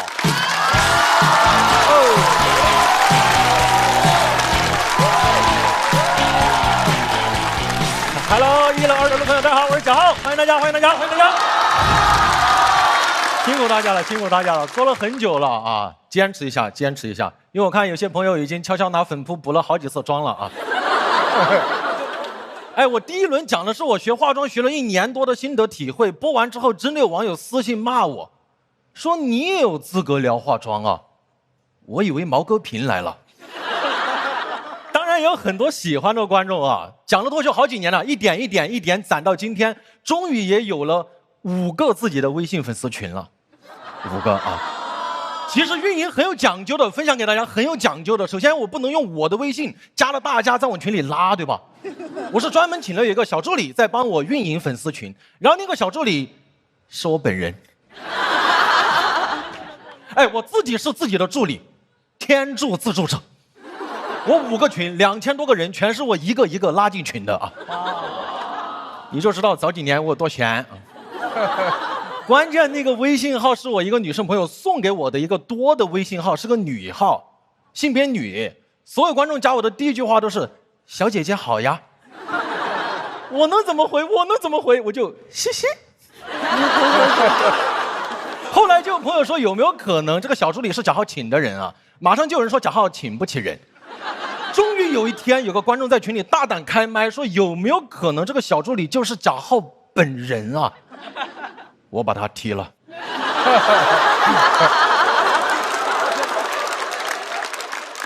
其实除了这5个粉丝群以外，我刚刚入行，刚上台就已经有了自己的第一个初代粉丝群，这个群名又叫“相亲相爱一家人群”。先给大家介绍一下里边的群主，我的父亲。要先插出去哈，就是我们节目播到现在，大家可能知道，现在涨粉第1的是小帕，涨粉第2的是我爸。可能有点内部，就是之前我讲了一个段子，说我爸把我的泳装照发到自己的账号上面，然后就很多观众去找他、关注他、和他互动。哇，这几天我爸小某书粉丝涨了2万1，哇！但他关注了2万4千人，哇！我爸的策略就是你若关我，我必回关。我妈说前天晚上关注别人关注到了凌晨3点，60岁的高龄第一次得了腱鞘炎，属于是老来俏。我爸就是直接回关，群里最不直接表达诉求的是我妈，因为我之前问过我妈，我说妈，要不给你买台按摩椅吧？我妈说不要，按摩椅不得2万多一台呀？我就知道她看中一台2万多的，是吧？我就说妈也有便宜的，我就给她发了台2000多的，我妈说不要。她甚至过年在家每天看不惯我，她都不直接表达，因为她每天都看不惯我睡到自然醒。但是在我心目中，我觉得世界上最优雅的3个字就是自然醒，对吧？你听嘛 ，Burberry、香奈儿自然醒。人法地，地法天，天法道，道法自然醒。但我妈不，你要哪天早上8点还不起床，她就会像卧室没有人一样推门进来，以床为中心，在周边拖地，围着你拖地。哦呦，你在床中心躺着那个感觉，你们看过冰壶比赛吗？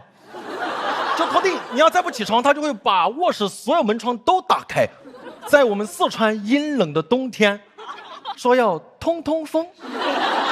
对，然后他会走到阳台，冲着楼下路过的阿姨在那儿，我们家豪还在睡，不要吵到他。他通风还报信。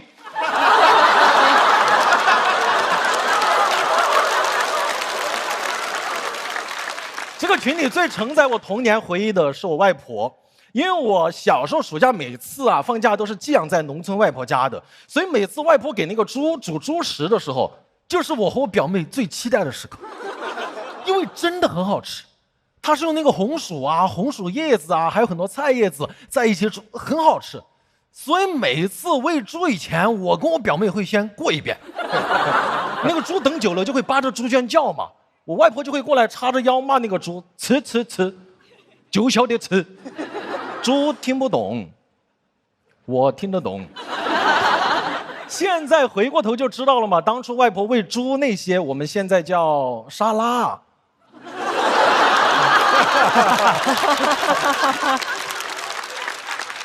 所以第一次有上海的朋友请我吃白人饭，问我什么味道，我说儿时的味道。他没想到你从小还是富养，我说哎，我们叫圈养。群里年纪最大的是我外公，89岁了，身体很好啊，但是每天就超级喜欢抽那种老年人的老式叶子烟，大家见过吗？老年人老是卷烟叶子烟真的很难劝，因为他89岁了，89岁了，你很难告诉他吸烟影响寿命，对吧？你要说外公吸烟影响寿命，他肯定会说对头，少抽一口就要死哎。听得懂吗？听得懂吗？听得懂。你要问他长寿的秘诀，他肯定回你3个字：叶子烟。他现在越活越自我了。我这么说吧，我外公现在过马路啊，一般不看红绿灯，就慢慢挪，所有车看到他都会减速的。我外公的威慑力远超红灯，他是个老灯，就闯红灯。89岁正是闯的年纪啊，就闯。但我后来观察过，他不是说想闯红灯，其实他刚开始走的时候灯还是绿的，他就是走到一半啊，他跟我爸一样属于意外走红啊。而且我想过，他没有这么在意这些了。你想，我外公89岁了，他哪怕真的犯了个什么事情，你判他个无期徒刑，89岁了，大概率就判个几年嘛。这个梗我跟我外公讲过，他很喜欢。他说：“你要笑死老子。”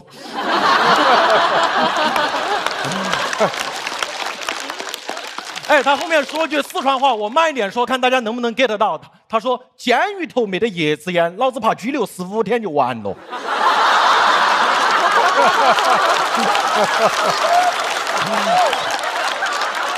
哦，能听懂吗？太 keep real 啊！我爸有时候还会拿我外公道德绑架我，我不知道他有没有这种感受。当你外公89岁了，贾浩89岁了，他现在唯独的心愿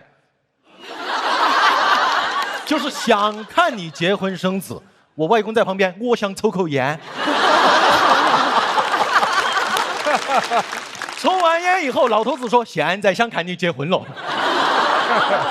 所以我有时候真的在想，我外公89岁，又幽默又能讲地域梗，还不在意评价，有没有可能89岁才是一个脱口秀演员最好的年纪？你想我89岁还在台上讲脱口秀，哇，那也太好了。倒是大家应该也都健健康康的都在啊。因为你们都知道长寿的秘诀就是叶子烟。我真的想过，这个初代粉丝群还有不少成员的故事，我想慢慢分享给大家听。我能想到最浪漫的事情，就是我们一起听着段子慢慢变老。你想我89岁了还在台上闹，你们还在台下带着假牙笑，可能还是会有人骂我，你有什么资格聊化妆？我这个耳朵呀，完全听不到。谢谢大家，好，谢谢。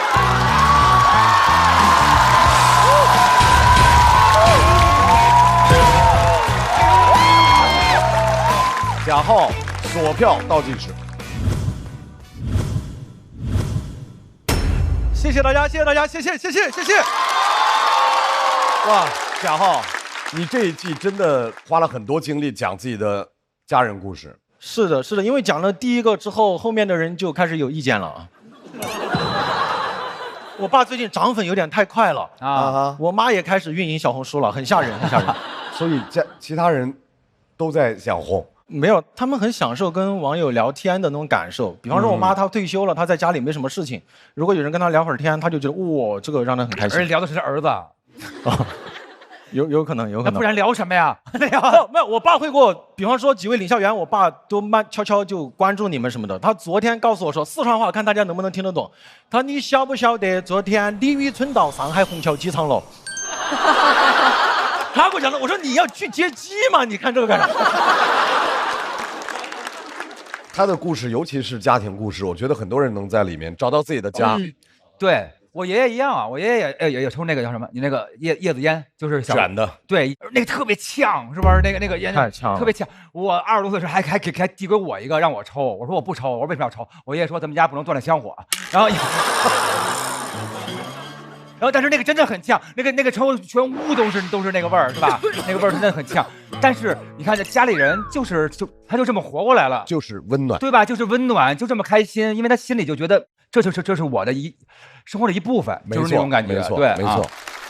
而且贾浩啊，我觉得真的，上回我跟鲁豫老师我们还一块儿见面说了2句，就是我们觉得你特别努力，就是觉得他真的是一个真的很努力的人，就是我们看得出来，贾浩在台上，你看看那个星光四射，然后他那个好多段子，然后出的这种不同的这种感觉，我觉得都是他经过他自己不断的练习，而且无数的不确定才磨出来的。没有，因为其实背后所有演员都很努力，你要用最多的努力才跟他们匹配得了对手那个层级，所以对，我觉得没有大家的努力，今天晚上的比赛也不会这么精彩。对。而且贾浩后边讲了一个，他到89岁，然后大家也都是老观众了，一块儿来。哇！我之前还想过，如果我要是能80多岁唱歌，我一定唱那个《我要我们在一起》，因为那个歌到后边膝盖疼，哎呦哎呦，一块哎呦，一块倍儿疼的，哎呦，唱这歌。但是我觉得这都是一个非常浪漫的事情，是因为他对脱口秀有一种认真，对，认真多了才会有这份深情，就觉得我要干到死，我要干到老。贾浩非常非常认真，真的是这一点。他刚刚在讲89岁讲脱口秀的时候，你知道我脑子里面的画面是什么吗？我那个时候已经90多了，然后我还来当校友团，还来看，然后我旁边的可能已经100多了。这样，我觉得按照那个寿命的规律来说，大概率我这100多岁可能还在100多。然后那个时候看完了之后，还跟他颤巍巍的举起“浩哥真棒”。到时候我一定来，我一定说浩哥真棒。谢谢老师。来，让我们离开岁数这个话题吧。没事，可以。你也是讨厌啊！非说89干什么？你讲脱口秀。重点是，你看啊，4灯都亮了啊！你是怎么奇迹般的觉得这事儿跟你没关系的？你跟我不是同岁吗？我觉得我们在这个舞台上的所有注意力，都应该关注到优秀的脱口秀演员本人，真的，以及他精彩的表演上。但不知道他们本子为什么都关注到你这儿了？那是因为他们优秀啊！来了，贾浩，看一看，在贾浩的成绩出来之后，是不是上面的5位仍然那么坚如磐石？贾浩他的最终票数是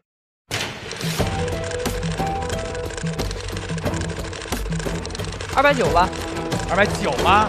哦，反正280以上得有了吧。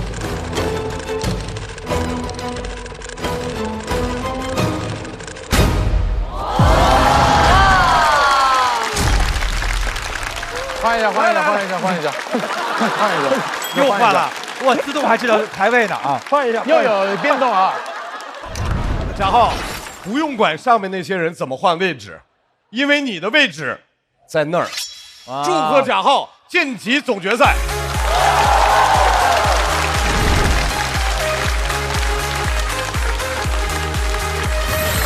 哎呦，朋友们，压力太大了，决赛见了，谢谢。我很执着讲这段也是，我小时候很多时候确实外公外婆一起带大的，然后外婆在我心目中是最亲的，外婆是在我读大2的时候去世的，就是觉得想把外婆的段子在一个匹配得到她的等级的舞台上讲出来吧。我主打秀的名字叫贾浩和郭光文，因为我外婆就叫郭光文。然后里边有很多家人的段子，但是没有写出来一个关于外婆的段子。我写过很多次，就是写的不好笑。我印象中当时第一次写的那个段子，大概意思就是说，不做亏心事，不怕鬼敲门。我外婆刚去世的那1、2年，我就天天想做亏心事，我就希望她来敲我的门。我很喜欢那部电影叫《寻梦环游记》，里边就说真正的死亡是被这个世界遗忘。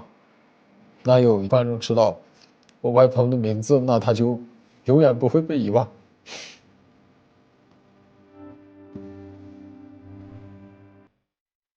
下面要上场的这位演员，我觉得我不用有任何多余的介绍，大家就是多开心、多笑、多鼓励，掌声欢迎毛豆来啦！毛豆来喽！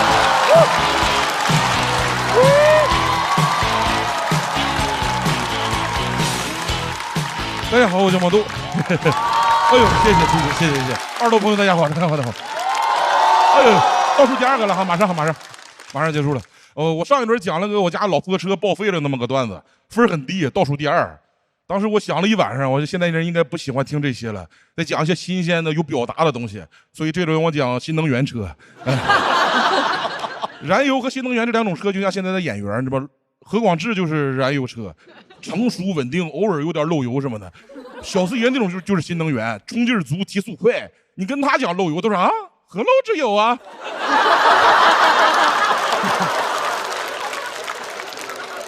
那阵看了很多那种新能源的广告，还是和以前的一样，都是夜晚一个大叔开车在森林里面来回转，然后一个背景音：成功男人的选择，掌控事业与理想。我要是他，我肯定不想什么事业理想，我就想问这山里到底哪块能有充电桩，能不能给我的理想充电？最后成功男人一下车，穿着西装，梳着背头，戴着名表，站在森林里面。广告结束，我说你看，我就说没电了吧。场景全都是森林、沙漠、悬崖，整得像动物世界一样，没有一辆车在南北高架上开的。我就觉得广告应该真实，早高峰要迟到了，哐哐摁喇叭。我说前面车里人死了吗？我撞死你啊！成功男人的选择。广告里只有男人是成功男人，小孩在里面像傻子一样，车在那开，小孩在后边。妈妈，这是飞机的头等舱吗？我说你看不着你爸在开车吗？这。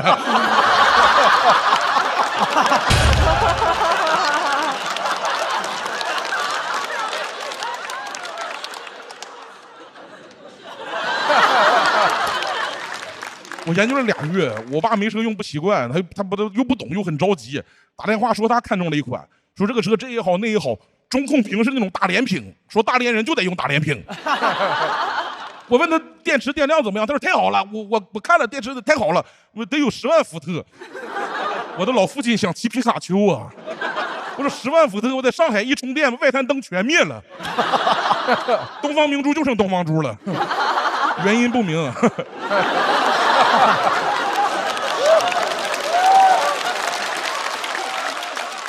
我回大连给我爸看了一下，那销售很热情，上来就管我叫哥，管我爸也叫哥，说哥你是要给哥买个车吗？那老头得有70岁了，他也叫哥，跟谁处都叫哥，四面楚歌的。他在那哥，我跟他要下蛋了，不分辈分啊。他可能从小开的车就和我不一样，他那是爸爸的爸爸叫哥哥。最后买的就是这个车，因为这个价格确实也还行，但开上就发现问题了。买的时候他跟我讲，理论上能跑500公里，我实际一跑不到400公里，冬天再一看不到300公里了，我哪有这么干的？我上饭店应聘厨师，我说理论上我能炒菜，实际上我只刷碗。要是冬天我连碗都不刷了。买个车跟相亲一样，网上说1.8米，见面1.7米，一脱鞋1.6米。这个车冬天特别适合开出去散心，有什么烦心事我就开远一点，就看着那一格电扑通扑通的狂掉，一瞬间烦恼就全忘掉。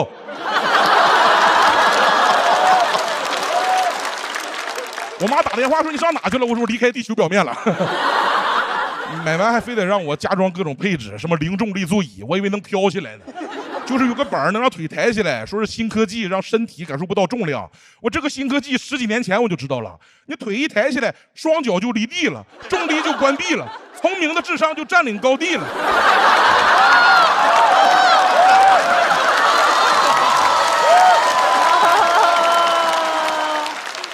哥起步研究车的开始研究地心引力了。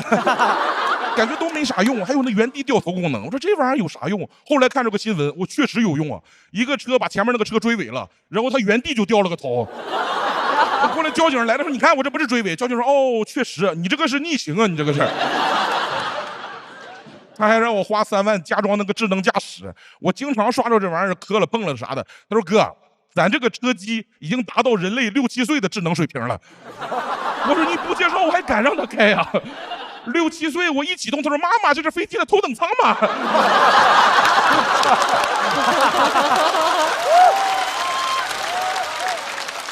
我就说我爸燃油车开习惯了，他不一定能适应这个。销售说就让大哥开2次，大哥试2次智能驾驶就知道回不去了。我说啊，试个车给我试成单亲家庭了。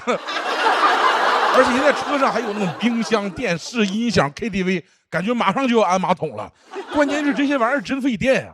我要是都打开，我就可以唱着歌、看着电影，打开一瓶冰可乐，美美的等着道路救援把我拉到充电桩去。你要真喝冰的，你直接打开美团点闪购啊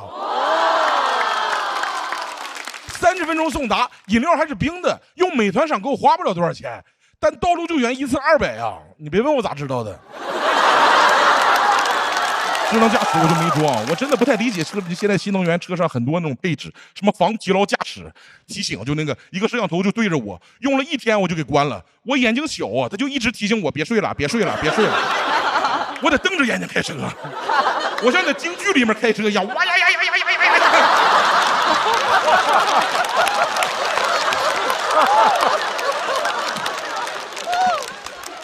最奇怪就是那个全景天窗，我那夏天也太热了。这玩意儿有啥？这玩意儿除了能第一时间看着鸟屎，还有什么作用啊？看着还够不着。我说什么人需要这玩意儿？开车开一半，突然想起来，哎，我好像一直都在低头赶路，好久没有仰望星空了。好文艺的驾驶员。夏天烫的那个座椅，我一坐上去，它就给我弹起来了。我确实是零重力座椅，我坐在上面有一种坐在市中心的感觉，这边当烫。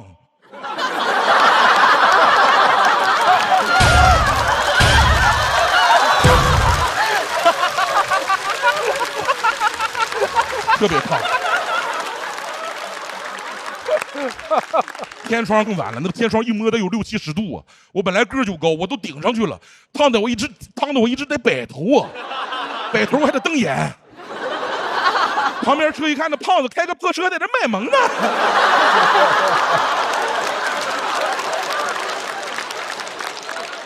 热得我汗都流眼睛里了，我得拿2块毛巾一块擦呀。我都码不了方向盘，我都后悔，我应该买那个智能驾驶啊。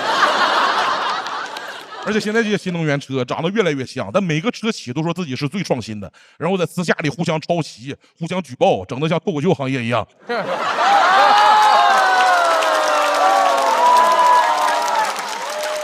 创新是应该，加新的东西无所谓。但现在有的车给那个挂档的档把取消了，你知不知道？给放在那个触控屏上让你摁，说机械被时代淘汰了。我不是不信任时代进步，就以我对这个时代的了解，过2年他应该会让我充会员挂档啊。他要是让我看一段30秒的广告才让我倒车，我都不知道是我在倒车还是时代在倒车，你知道吗？完了，开始表达了。有点表达，有点，就点，就一点。虽然有这么多毛病的问题，他买的时候还是很开心的。当时销售说这个车要出新款了，现在要搞活动，上个月还卖26万，现在就卖20万，活动马上结束了嘛，我挺划算的，我就买了。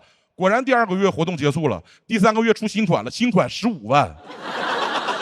还送2万赠品，我那个车2手连10万都卖不上了。我们第1代版本的车上有一行英文叫 First Edition， 当时我还不知道什么意思呢，现在知道了，就先买的是傻嘚儿。我说我提车那天他那么热情，走了哥，再见哥，有空常联系啊哥。现在听起来就是笨蛋，大笨蛋，超级无敌大笨蛋。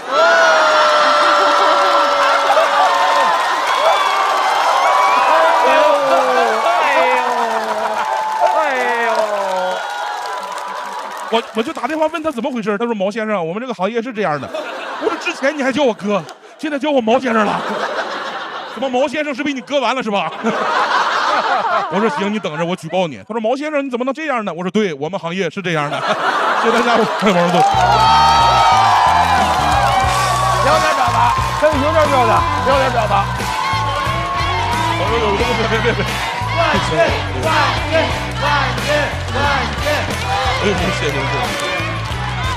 来，毛豆锁票倒计时。再次掌声送给毛豆。哎呦，谢谢老师。毛豆，刚才你上来就说了，上一轮因为你在讲爸爸的那个老车的故事，说那个分数比较低，那个比较低的分数对你有刺激。其实这整个一季度对我都有点刺激，就是不知道讲啥了，也是有点那啥。素材也是有点干，技术上也是有点干涸。您都讲成这样了，还告诉没有素材没技术呢，哇，真是好！这次哇，这个当唱啊，当唱简直太炸了，好玩极了哇！我现在脑子里面是缺氧的状态，就是刚才笑的，我永远想不到我会在张唱那个梗拍，但它实在太好笑了。而且说明这个烂梗如果做的特别牛，连鲁豫老师都会拍。其实当唱肯定是个烂梗，但这个烂梗太牛了，太牛了。而且如果别人用的话，未必有那个效果，但他跟这个梗放在一起的话，就格外的好笑。浑然一体了，对，是。哎呦，谢谢。但是我觉得，其实我特别理解毛豆，就是他这一季一开始讲到去参观什么木乃伊展的那个阶段，他是明显陷入到他自己一个相对焦虑的创作的一个，可能相对你自己来说比较艰难的一段时间。但是他这一段感觉已经完全轻舟已过万重山。哎呦，谢谢。毛豆这个人比较特殊，是每一场都能炸，我印象里没有不炸的，对。所以大家都说什么轰炸机啊、推土机啊什么的，说这个脱口秀能力。但今天我觉得连文本都是无敌的。虽然你也没试图非要传递什么上价值的东西，而且你上了一下又自己给破掉了，但是那个很可爱，那个点对，非常的精巧，真是无敌的好。对，是我印象里你最好的一次。哎呦，谢谢。哎，我觉得卢老师说的特别对，因为去年那个毛豆老说他到总决赛的时候，就老觉得到第2轮就有一种自我有点感觉差不多了那种感觉，是吧，毛豆？啊，对。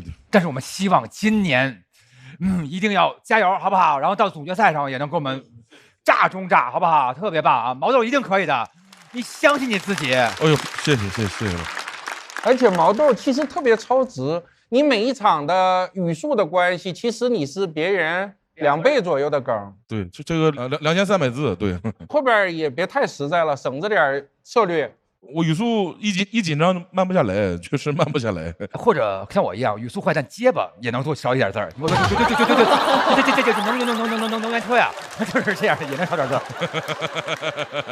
来，我们看一看待定区是不是会继续纹丝不动。纹丝不动。他又换了。动起来，动起来。哎，五位，分没出呢。怎么就原地开始换位置了？等一下，动作筋骨，他把脸背过去，把脸背过去。来看一下，毛豆会不会让待定区纹丝不动？295、293、96。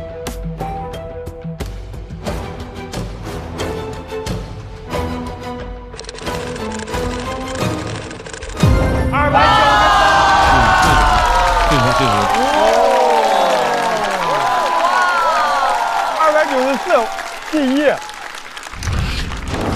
祝贺毛豆晋级总决赛！哎呦，谢谢！哎呦，谢谢！这不就来了吗？教你啥，对吧？还行，挺好。这整个这一季比赛，感觉比的都一般，就是不行。观众听怎么笑？我这边稿不太好，不太行，非常一般。演的也不好，非常不好，不喜欢。没有，今年比的都很不开心，都不满意。我就不是一个喜欢自己的人。在我人生大部分时候，让我随便换任何一个人的命，我都愿意。我不喜欢出汗，我也不喜欢胖，我也不喜欢自己脑子不好，脑反应慢，不喜欢我这个身体，也不喜欢我这个灵魂。你可以从我的段子就能看出来，几乎都是在骂自己。笨蛋，大笨蛋，超级无敌大笨蛋，这是不喜欢自己了。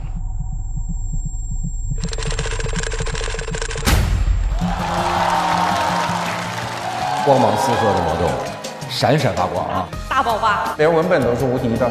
轻舟已过万重山。半决赛我，半决赛挺好，半决赛比得好，挺好。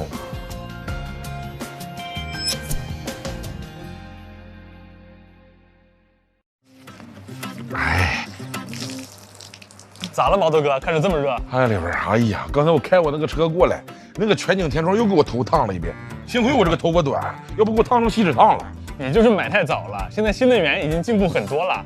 啊，现在不搞美容美发了？不搞了，我带你去看看。走。你看，极狐 T1 超大全景天幕，还做了防晒隔热的电动遮阳帘，再也不会烫得你直摆头了。哎，这车行啊，没想到这里面空间这么大，这坐着也很舒服。我先享受享受。哎，你先别急着享受，我还有一句话想说。什么？极狐 T1 大容量，随心开，想去哪儿嗨去哪儿嗨。朋友们，到了半决赛，其实也是很难讲了，因为都已经打到这种程度了。然后他要做最后的演出，小齐，哇！这位朋友，中专就是他观察世界的视角，摇头晃脑是他的表演风格。哎，不押韵啊！他的表演将直接决定待定区是不是就一锤定音。掌声欢迎小齐！小齐！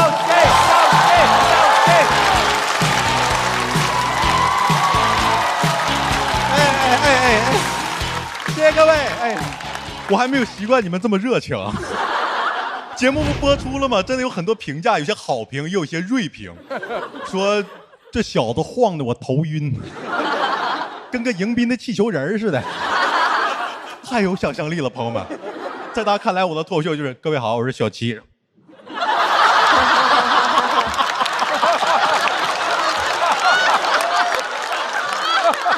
谢谢各位，我小齐。我解释一下，我晃是因为我有 ADHD 注意力缺陷与多动障碍，啊，别怕，不传染。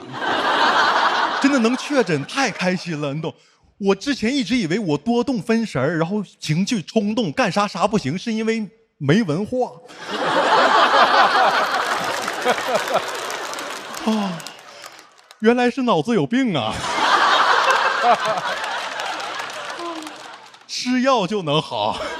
之前我可绝望，之前我以为得看书呢。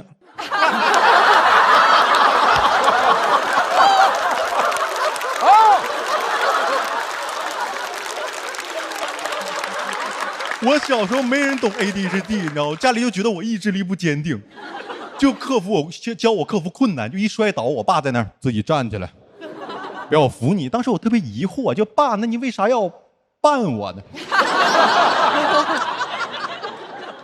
他一直这样，属于伴我成长了。但大家现在很包容，对吧？我朋友知道 ADHD 这个病有个症状，就干自己不喜欢的事情就会容易冲动、耍小脾气。然后我在耍小脾气的时候，他们开始夸我，说我特别棒。当时我想，原来有病跟有名一个样啊。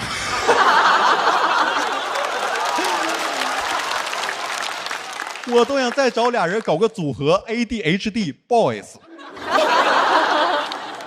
一上来跟着我左手右手一起。喜欢弟弟的粉丝别给我一般见识啊，我是精神病。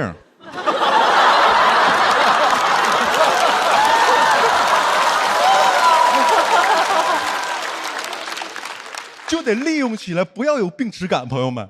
我现在都骗导演组，我说 ADHD 呀，必须进决赛。他们不信，真的很难受，情绪会冲动。比如一录节目在这坐6、7个小时，我一 ADHD， 朋友们，我要坐得住，我上什么节目啊？我上大学行不行？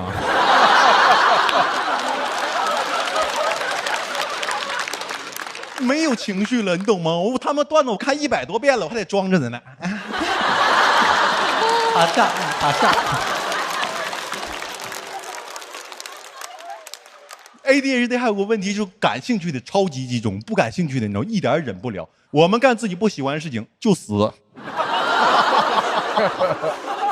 我小时候一直不理解那些教大家克服困难的故事，你知道吗？就是愚公移山，听过吧？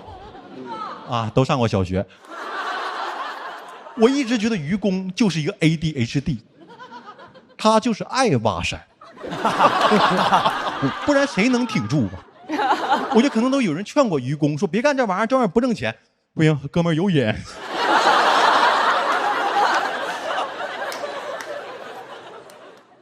闻鸡起舞，爱闻鸡。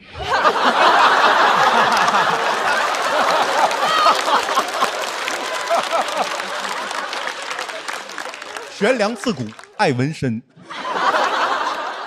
后羿射日，爱吹牛。我也有我爱的东西，就是脱口秀。具体点说，就是爱吐槽。我第一期还吐槽了 rapper， 你们听到了吧？对，我还爱蹭。rapper 一个回复没有，反正 rapper 粉丝在给我发私信说，随便找出一个 rapper 学历够你考2辈子了。我说怎么 rapper 都有中专双学位？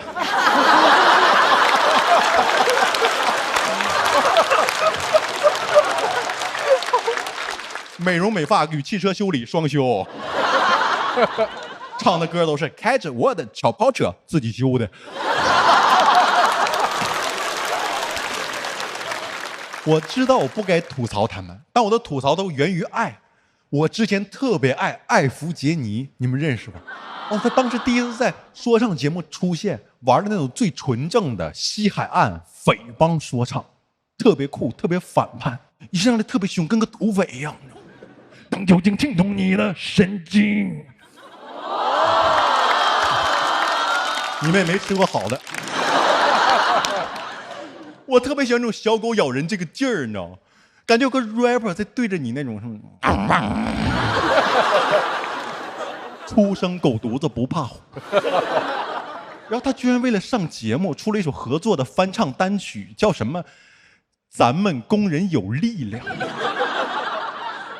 我当时感觉很冒犯，我正经当过工人。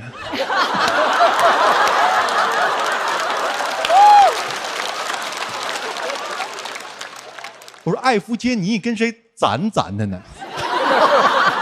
咱们工人你那样，你白胖的，你哪管改歌名，唱什么咱们工头有力量，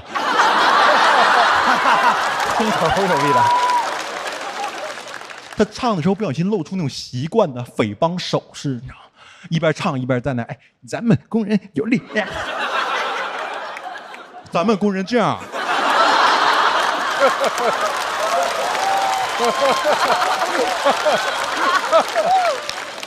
美国工人这样吧？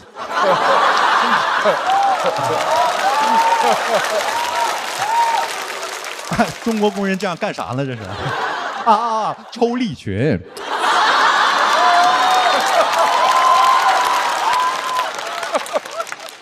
拿着我们的工具电钻，我们工人干活的时候跟 rapper 一个样啊，流水线上干就起范儿了，突然变。我是3工厂的0423 ，AKA 劳动模范。Listen， 大了3个螺丝。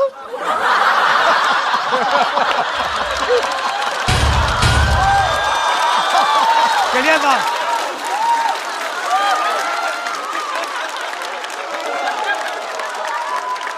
1天50工资。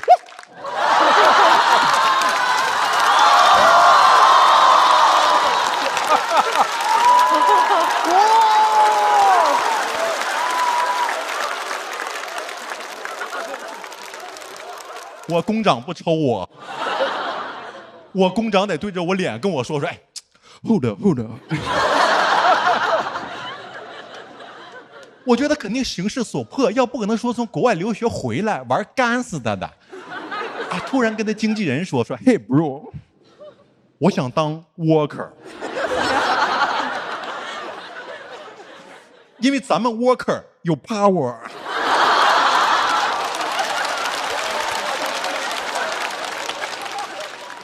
干嘛呀？我特别烦那种一上节目就开始不做自己就开始变形的人，你懂吗？直到我也上了节目。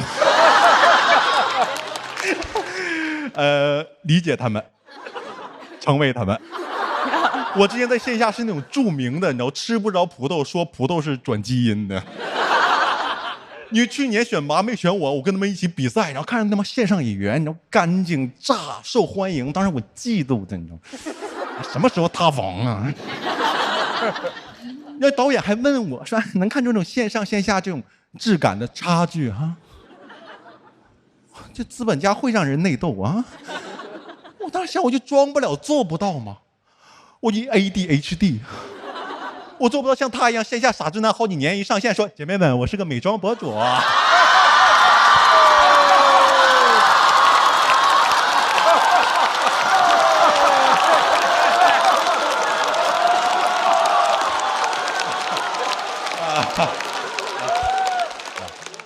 不能告诉你们是谁啊。咱也其实可以说，因为他已经完全听不到了。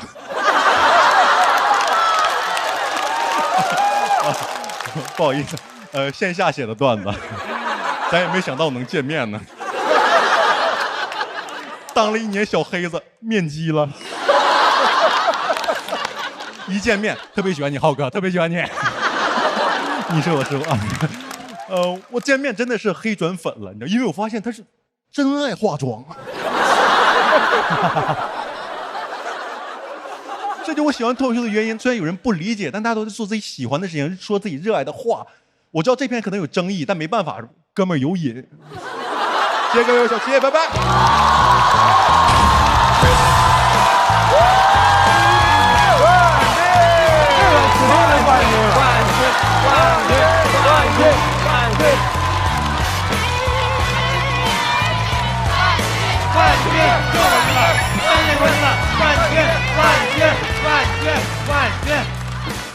来，小齐锁票倒计时。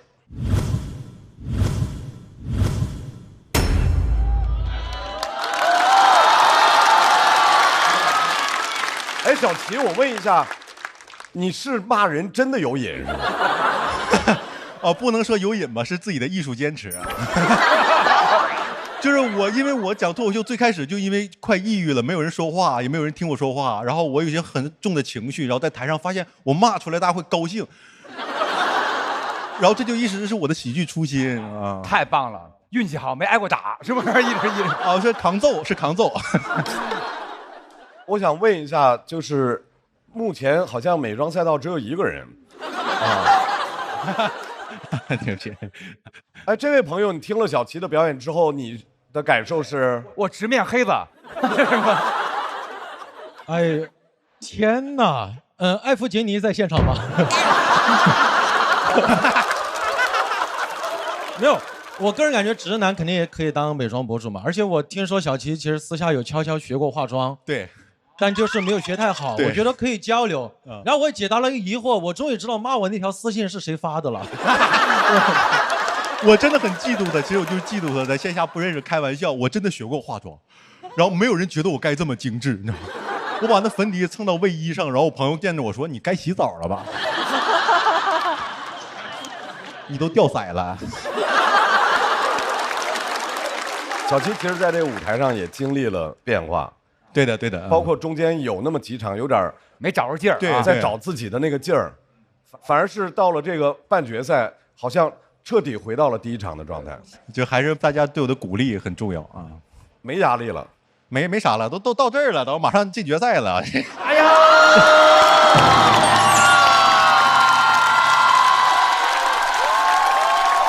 太不尊重我们5个人。这位决赛选手啊，看一看这边的朋友啊。拜拜5个兄弟们啊！拜拜这个6位，他们还有6位啊！不好意思，不好意思啊！我觉得小齐要评价一下小齐的表演吗？我觉得我们的肢体语言是最好的表达，已经好到无话可说。谢谢。那我们看一看，待定区是不是就此大局已定？应该有悬念哈。是啊，有悬念。那怎么办呢？太好奇了。哎呀，这是谁呢？咱们是谁呢？谁呢？哎呀，好激动啊！这会儿我们关心的不是小齐的命运，我关心的是下半场的每一个人和待定区的人都有仇，用尽全力让你不说那些话了。让我们来看一下，首先小齐拿到了笑笑团的4灯，小齐要不要直接晋级总决赛？要不要？不要，还有得选吗？请看咱们5个做到底了，坐穿了。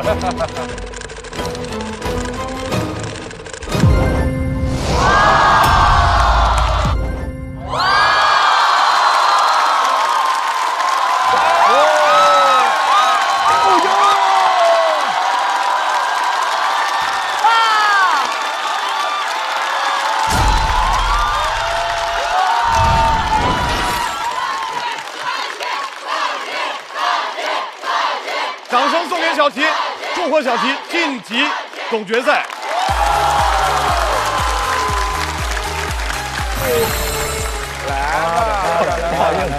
没事。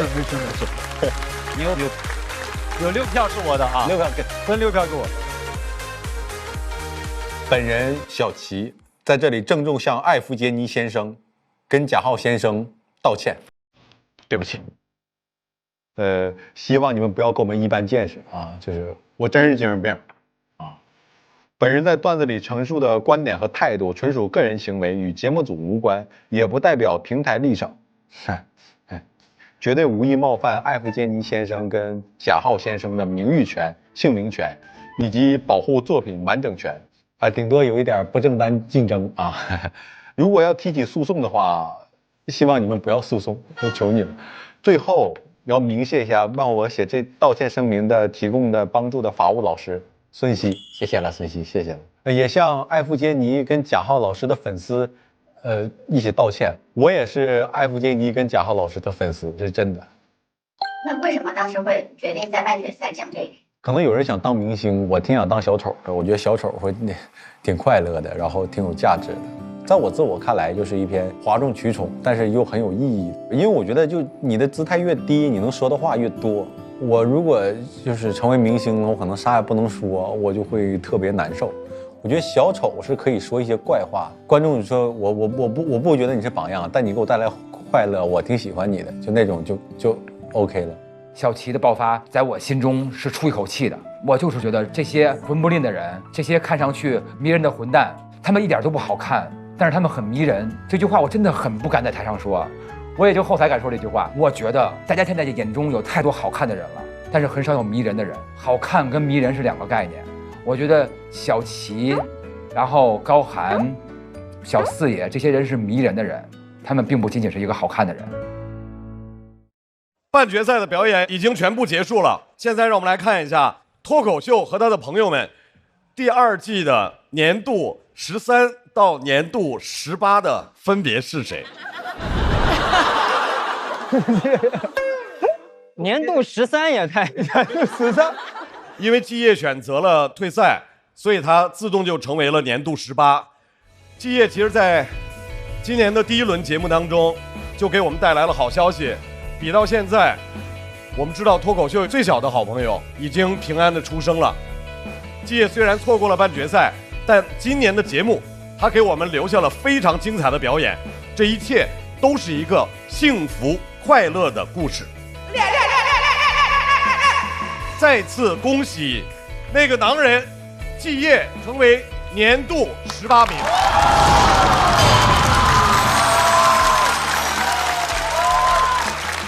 季业也给这个舞台留了有话要说。好像你是学习，他在那儿他在现场求婚的。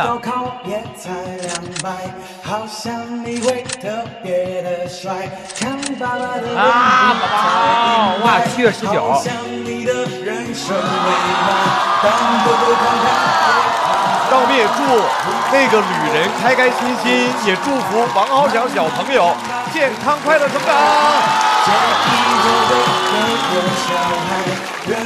这就是刚有孩子的心态。这是季业唱的歌吗？是季业唱，混音还得再混一混。妈妈填满了好大一块。嗨，这个赛季要结束了，然后我感觉这个赛季还挺难忘的，算是带着喜悦来，带着喜悦走的。我马上要当爸爸了。一切为了孩子。最重要的感谢的还是我老婆，因为这一赛段就是跨越了她的预产期，包括哺乳期，是整个覆盖了她生育的整个流程的，而且她在生产的过程中也是特别的辛苦，她也会自己鼓励自己，我没问题，我一定能把这孩子生下来，孩子生下来我就好好让他享受这个世界，享受这个世界的爱。我买花了，我在外面等着呢。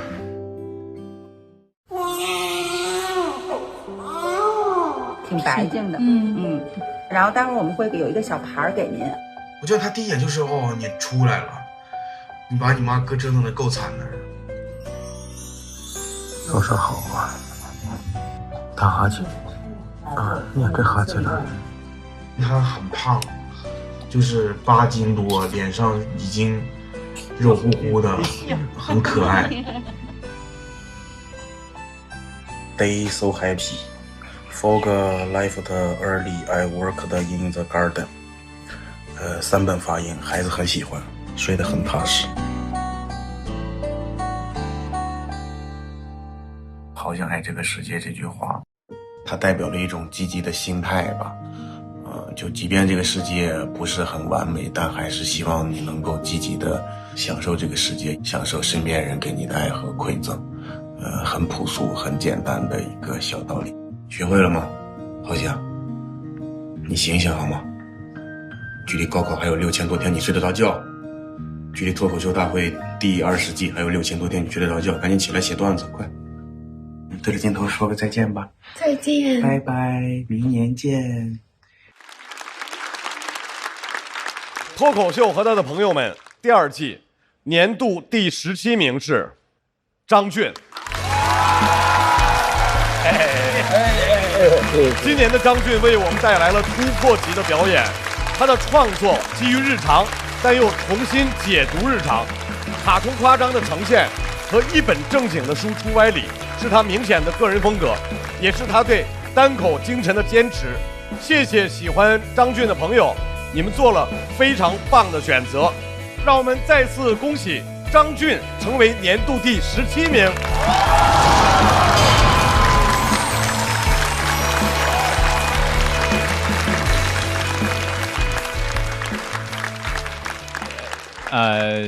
这是我第2轮的时候写的淘汰感言，我先念一下。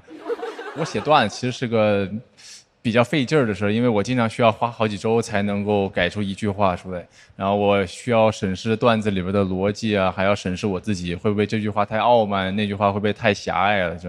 我就觉得其实没有什么是本来就应该属于你的，想要就要努力去争取嘛。然后这个道理我在这几年得到了更深的验证。虽然我这个被淘汰，我刚刚讲了强者要抱怨环境，但我还是要感谢这个环境。因为有一些小插曲，就是我在来这个节目之前的时候，因为在腾讯这边已经录了4年了，然后去年实在是走的不太录的不太好嘛，然后我想着要换一个环境，然后今年本来是要去那个。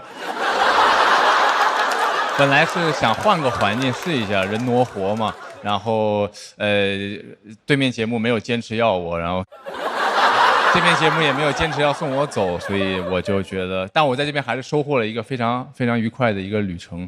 然后我也要感谢那些一直在关注我的朋友，就是我想说的是，坚持下去，人并不是直线上升的，你可能会退步，可能会走弯路，然后也许你会迷茫，但是这些都是必要的。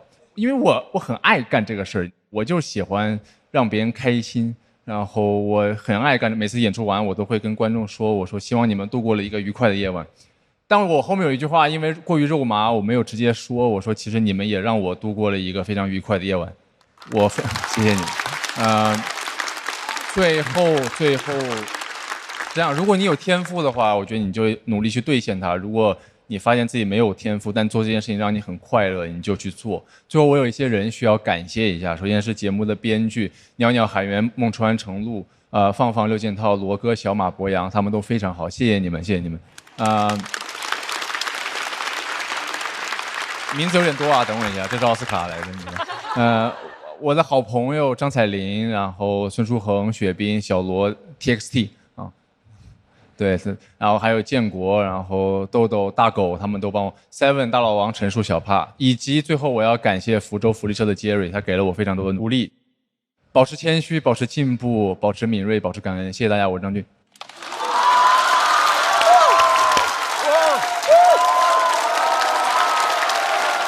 再次感谢张俊今年在这个舞台上的优秀表现，希望我们明年再见。掌声送给张俊，棒棒哒！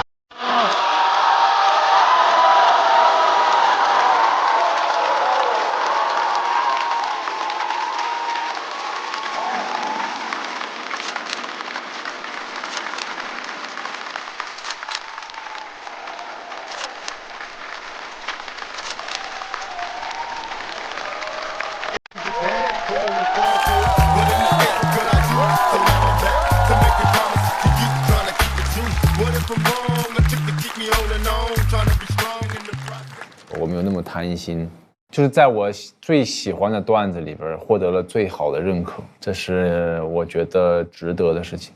一季能有这么一个高光的时刻，对于我来说就够了。那你还会想要再获得这样的时刻吗？会啊，我会一直追求这样的时刻。他坐在后面抱怨：“我可是全国双一流驾校毕业的。”我想对过去几个月的我说，张俊，你不是一个能停下来的人，停下来的时候你会很累的，所以你不如就往前跑就好了。凌晨3点，我在河北的一片大地上跑步，开始下雨了，大雷了。我已经听见几十个人跟我喊加油了。哎，谢谢。我想问的是，灵感之神会不会一直眷顾我的好朋友韩大狗？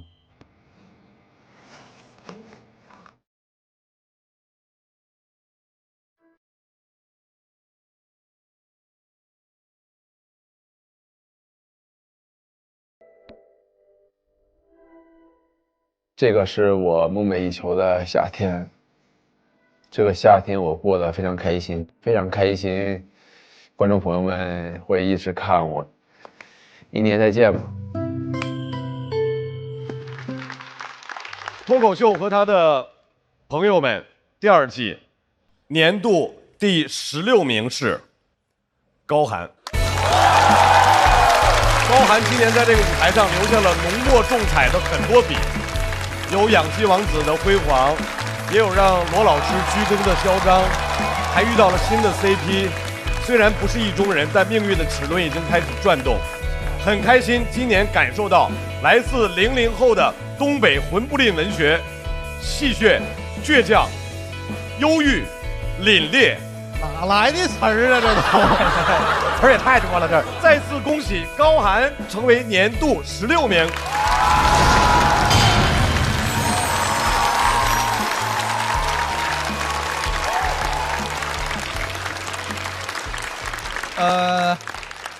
这个舞台给我的已经够多了，所以我啥也不说了，我接着走，拜拜，朋友们。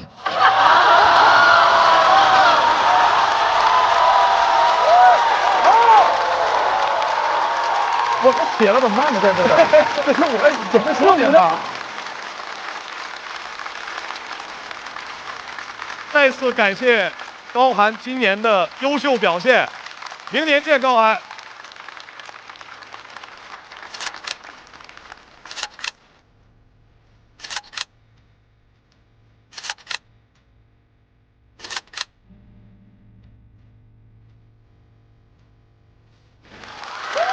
走了，走了。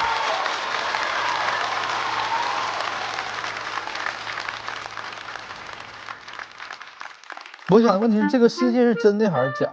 打开，这也，我怎么一下翻到小4里？这是不是你们安排的呀？这也太巧了吧！这么巧吗？真的假的？我怀疑他放那个里面都放的是你的，但是我一看确实是只有那一页是。那其实我这段旅程是以抽到小世界为开始，然后以抽到小世界为结束的。也不知道从哪开始的缘分，你看吗？有这样的对手是我的幸运吧。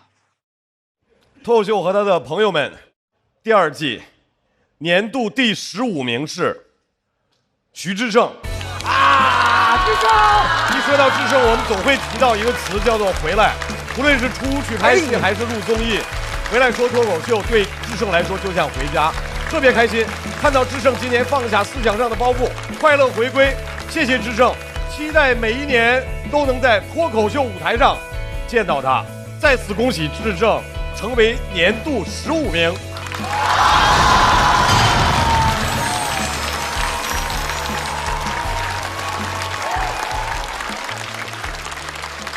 哎呀，挺好，挺好，朋友们，我给大家说，我经历过这种开场被淘汰的这种感受，就是我第1年来参加脱口秀的时候，就是那个选拔赛，我就是开场然后被淘汰了，然后走了4年的上坡路，所以说今年又是这样的情况，又有4年的上坡路要走呀，朋友们。哦，太棒了！哎呀，真的，来这里就是非常非常开心，也非常非常享受这个舞台。来这里虽然有点累，也有点就是可能表现没那么好，有点失望，但我其实在整个过程中都是非常非常开心，然后享受在这里的每一刻。然后，我为啥非得留下来说点呢？因为我不感谢不行呀，因为这都是一群陪我写稿写到5点的朋友们，谢谢。然后感谢那个节目组的朋友们吧，不会哭的，因为我这都是开心，因为在这个舞台上我是大受震撼的，是因为现在脱口秀已经进步到了我1年没有在这个行业里就是努力坚持就已经能感觉到这个差距的，所以说很开心看到脱口秀有这种，脱口秀也一直在走上坡路。真的，所以说我希望脱口秀能跟着所有的观众咱们一块走上坡路，越来越开心。谢谢大家，我是智胜。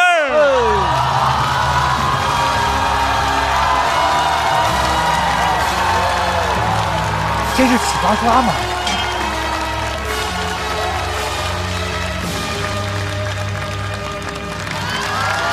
感谢智胜带给这个舞台的一切，智胜明年见。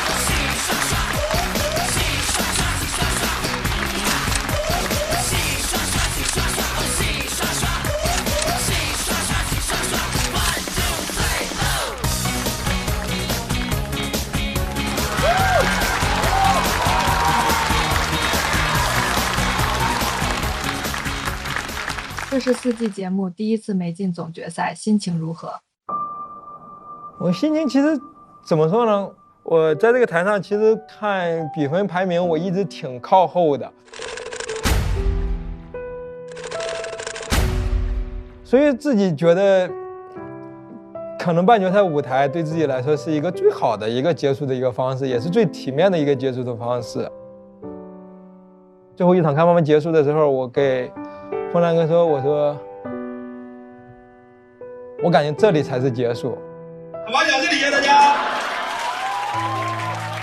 而这个地方其实更多的是告别。你最后留给舞台的话是什么？开心啊！我真心觉得就是开心啊！我这一路走来都是在开心的，都是在收获的。让我们有请下一位徐志胜。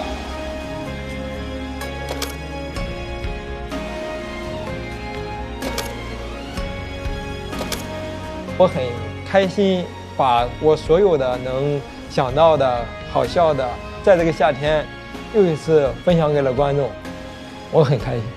可能没让很多人开心，但至少让一部分人开心。这一小部分就是我这次脱口秀和他的朋友们的意义所在。我喜欢还能够给大家开心快乐的自己。可以给自己留一句话吗？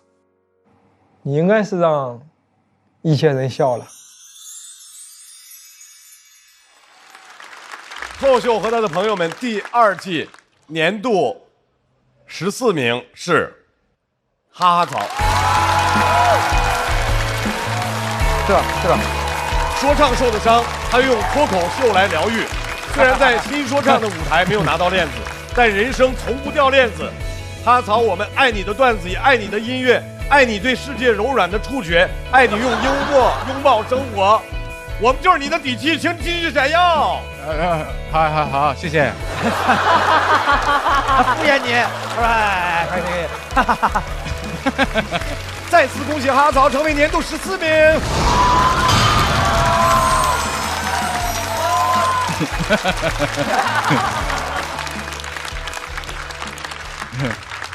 我刚刚坐那里写了一下我首先要谢谢所有的这个朋友们，然后大家一起在这个 party 玩得很开心，然后我还特别谢谢我的这个内容导演 Sherry， 然后还有小马芳芳，这个还要谢谢高寒，因为我刚刚在写的时候，高寒说你咋不谢谢我呢？我说我谢谢你。他自己很潇洒就走了，然后留着我在这里再 cue 他一次的这个。完了，我还谢谢孙世恒，因为我刚刚问他，高寒让我谢谢他，你要不要顺便让我谢谢？我谢谢一下，对。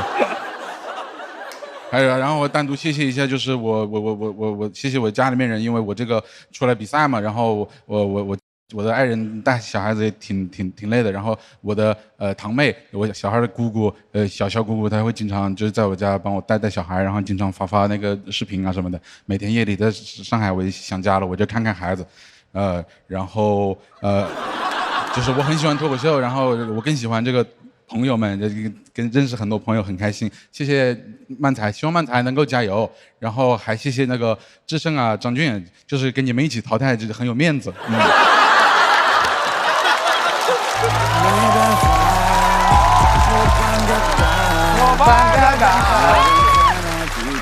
这是我自己的歌啊，对。各位重要提示，哈曹的专场长沙彭于晏巡演仍然在进行，希望大家在现场感受到哈曹的舞台魅力。感谢哈曹，明年见。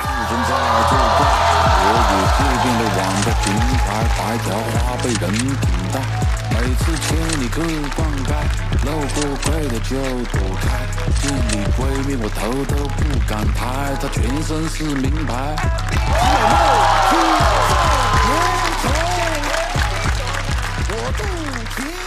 3、2、1，我要退赛。我是为观众感到惋惜，你们丧失了一个人，你们要少看一段哈曹了哦。哎，我受不了，他走，我退赛。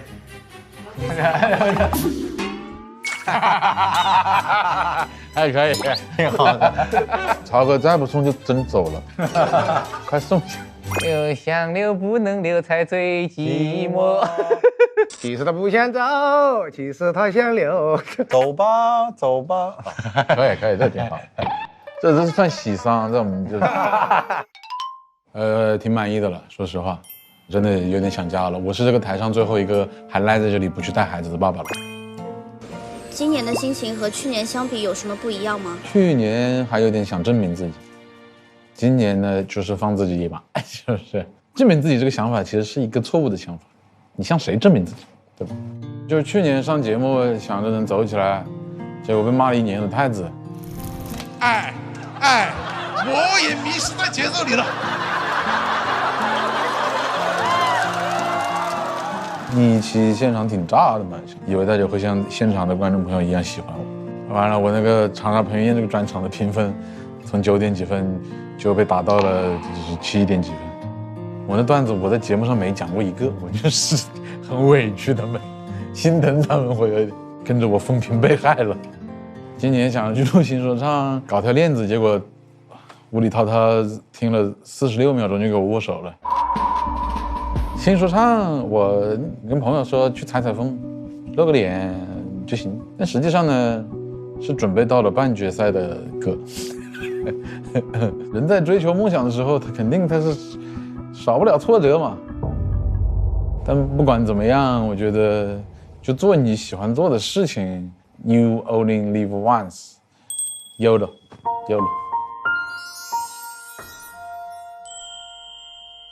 对吧？不要后悔嘛。生活它可能就藏在那个拐角，可能冲出来给你一拳，可能也冲出来给你一块糖吃。欢迎大家来长沙彭于晏这个专场，我街头的一面。这趟旅程最想感谢谁？我最想感谢我的爱人吧，就是她一直鼓励我，辛苦吴珊珊女士了，真是一个人在家里面带孩子，马上回来，明天。等你看到这个片子的时候，我就在你边上了。辛苦了，哈哈曹，忘了谢谢你了。你像个战士一样撑到了最后一刻，respect。好，谢谢，谢谢，谢谢，谢谢。哈哈曹最牛，哈哈曹最帅。跟哈哈曹接触过的人，无论是台上还是台下，所有人都觉得他特别好。哈哈曹加油！我是太子党，我是太子党，我是太子党，我是太子党，我永远支持最好的太子哈哈曹，我永远支持最好的太子哈哈曹，加油！我是太子党，我永远支持最好的太子哈哈曹，永远支持最好的太子哈哈曹。放心了，支持你，支持你。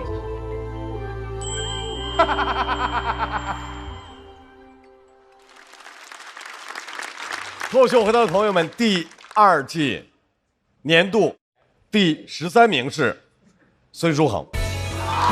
孙书恒是深耕线下8年的宝藏演员，用奇思妙想和调火慢炖的节奏，絮絮叨叨的声讨这个荒谬的世界。他的表演像当代青年的精神 CT， 照出普通人的焦虑、无奈、善良、真诚。他是脱口秀的里子。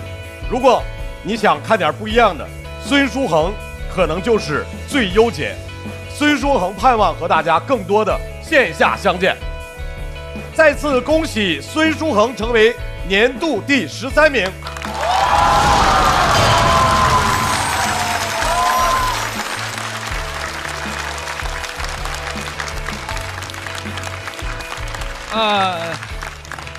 那个，大家能说好帅吗？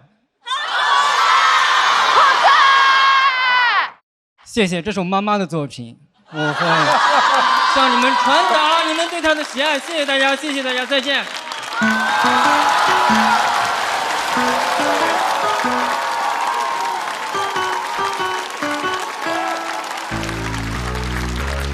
再次感谢孙书恒，希望明年再见。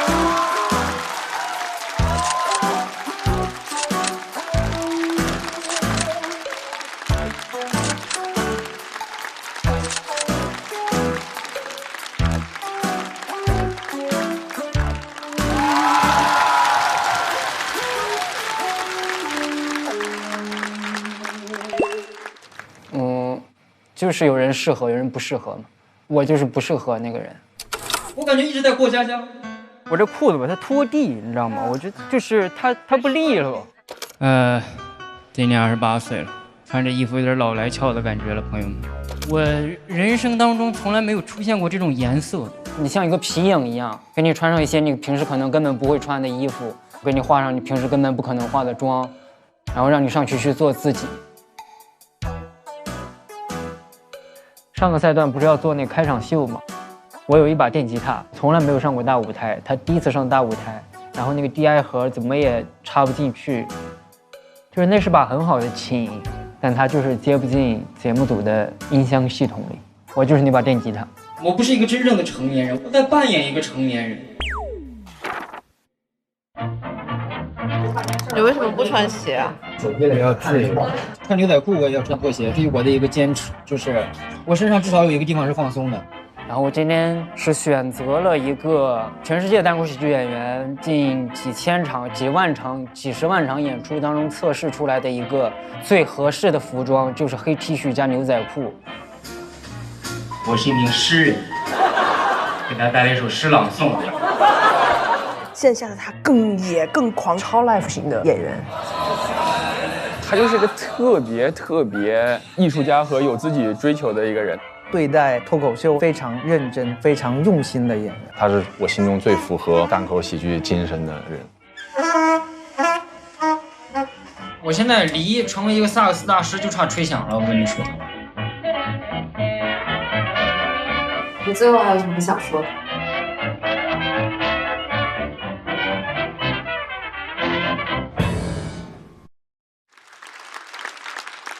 各位脱口秀和他的朋友第2季的半决赛到这儿全部结束了。当你把视线投入那个区域的时候，就会惊奇地发现，其中有将近一半是第一次参加节目，包括了优秀的王小利、优秀的小帕、优秀的小齐、优秀的小四爷，优秀的李文。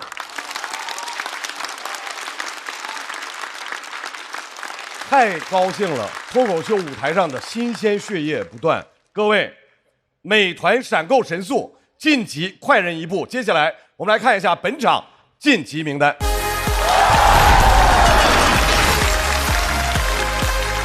恭喜全部的晋级演员成功晋级总决赛，成为本赛季的年度12强。期待各位的巅峰之战。想来体验线下脱口秀的朋友，微信搜一搜效果，关注效果官方公众号小程序，超多演出等你来看。新一轮脱友全国巡演已经开始，打开效果小程序，关注你喜欢的演员，许愿想看的城市，朋友们就可能来到你的身边。比赛仍然在继续，下周同一时间继续关注。各位，我们决赛见。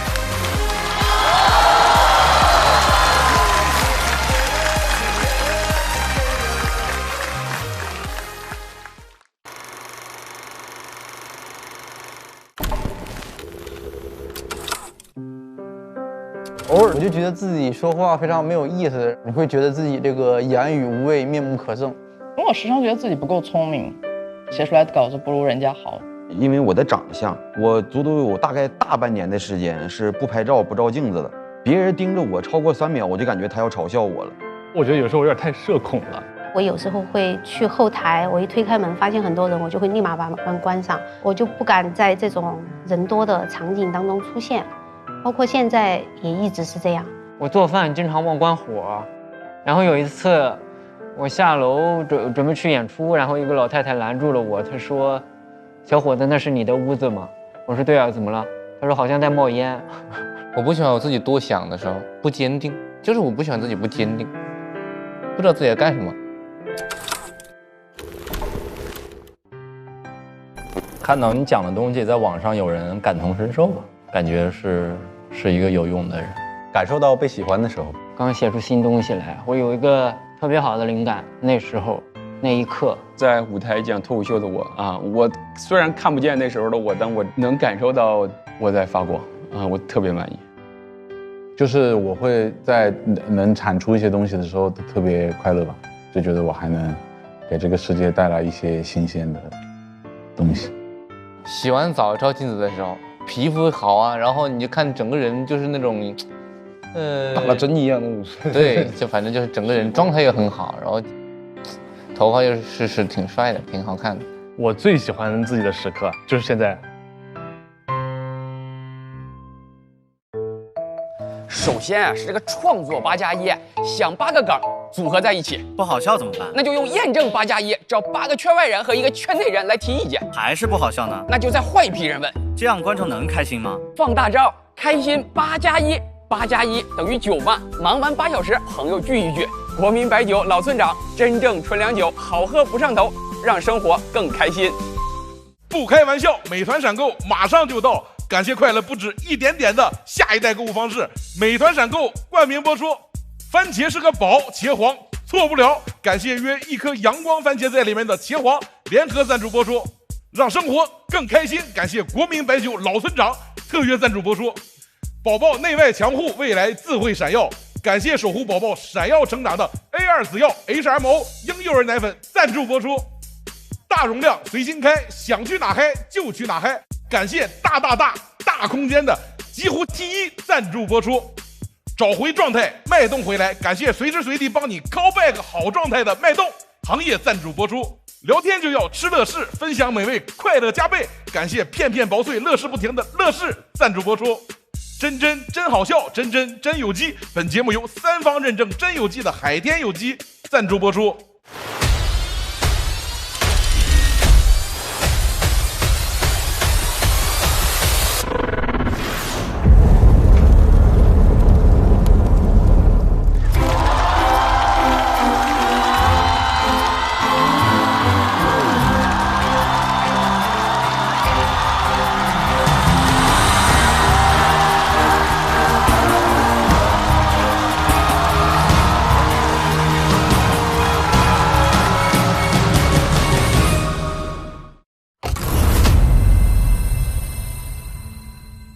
欢迎大家来到朋友们和他的脱口秀第2季。我们今天的主题是内娱脱友来了。我要给中华语乐坛洗牌。哎，你们有出歌吗？他有出的歌。是否爱我就是乏味不堪，离开因为紧紧不想纠缠。好听，好听，好听。浩哥感受怎么样？有点劫后余生的感觉。我愿意让贾叔叔评论我，我也愿意啊。你们有点蹭他热度了。游戏环节到认同式大赛。沈腾，关晓彤，杨紫，辣目洋子。不是把名字补全了就算你对吗？李玟你也说说话呀！我不认识。下一个游戏就是谁是卧底娱乐圈版。开张。小卖部，辛苦。你抽了一张扑克吧你。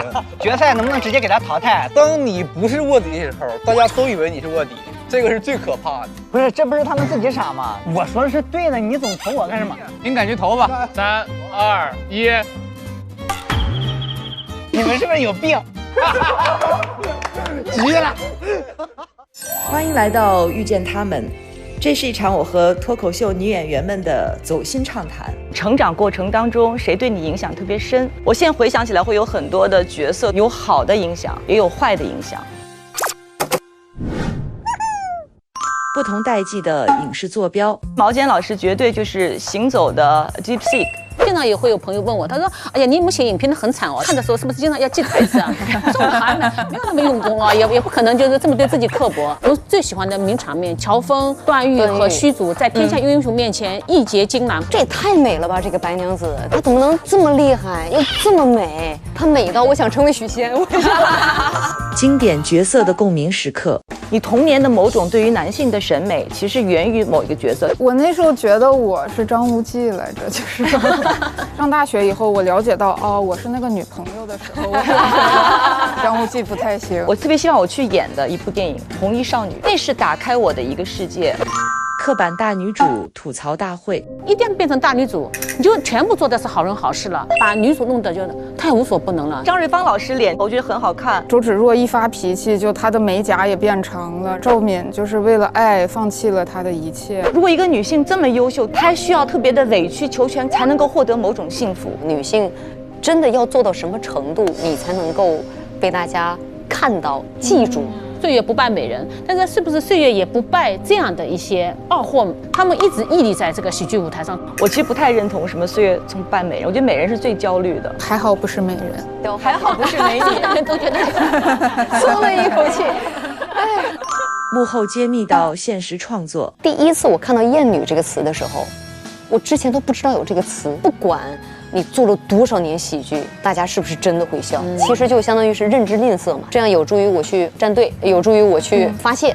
一旦简单下来，其实就是危险。我会很持续的担心我没有达成别人的期待，是要先成为国际巨星才能拥有这么平凡的爱情吗？就是那我要怎么办呢？是时候上台讲脱口秀了。不开玩笑，美团闪购马上就到，感谢30分钟好货到手的美团闪购冠名播出。番茄是个宝，茄皇错不了，感谢约一颗阳光番茄在里面的茄皇联合赞助播出。让生活更开心，感谢国民白酒老村长特约赞助播出。96倍乳黄金续航母源自护力，感谢 A2 紫药 HMO 奶粉赞助播出。大容量随心开，想去哪儿嗨就去哪儿嗨，感谢大空间的极狐汽车 T1 赞助播出。找回状态，脉动回来，感谢随时随地帮你 call back 好状态的脉动行业赞助播出。聊天吃乐事，分享更快乐，本节目由片片薄脆乐事不停的乐事赞助播出。真好笑，真有机，本节目由3方认证真有机的海天有机赞助播出。新一轮脱友全国巡演已正式开启，微信搜索效果小程序参与许愿活动，朋友们就有可能来到你身边。脱口秀和他的朋友们第2季每周5、周6中午12点，会员抢先看1周；衍生节目朋友们和他的脱口秀每周1 12点更新，遇见他们每周2 12点更新 ，SVIP 抢先看1天，还有超多幕后视频不定期掉落，记得准时追更哦。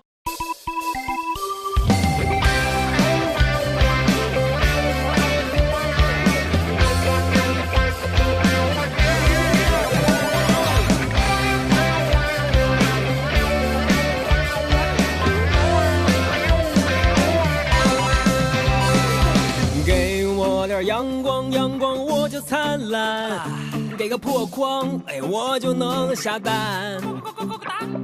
给我头大蒜，大蒜就能下饭，谁都拦不住我，逗我自己玩。给我一个木马，我就开始旋转，给我一个猪圈，我就开始撒欢。给我一顿臭马，劈头有概念，哎我反弹反弹反弹，哎我反弹。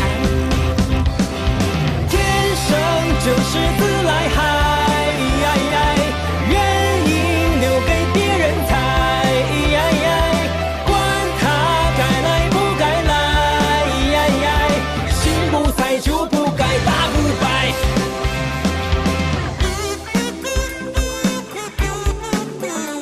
更多节目精彩资讯，尽在新浪娱乐微博综艺、新浪综艺。感谢新浪新闻、腾讯新闻、腾讯娱乐、玉立城传媒、寇儿小姐、王半仙对本节目的大力支持。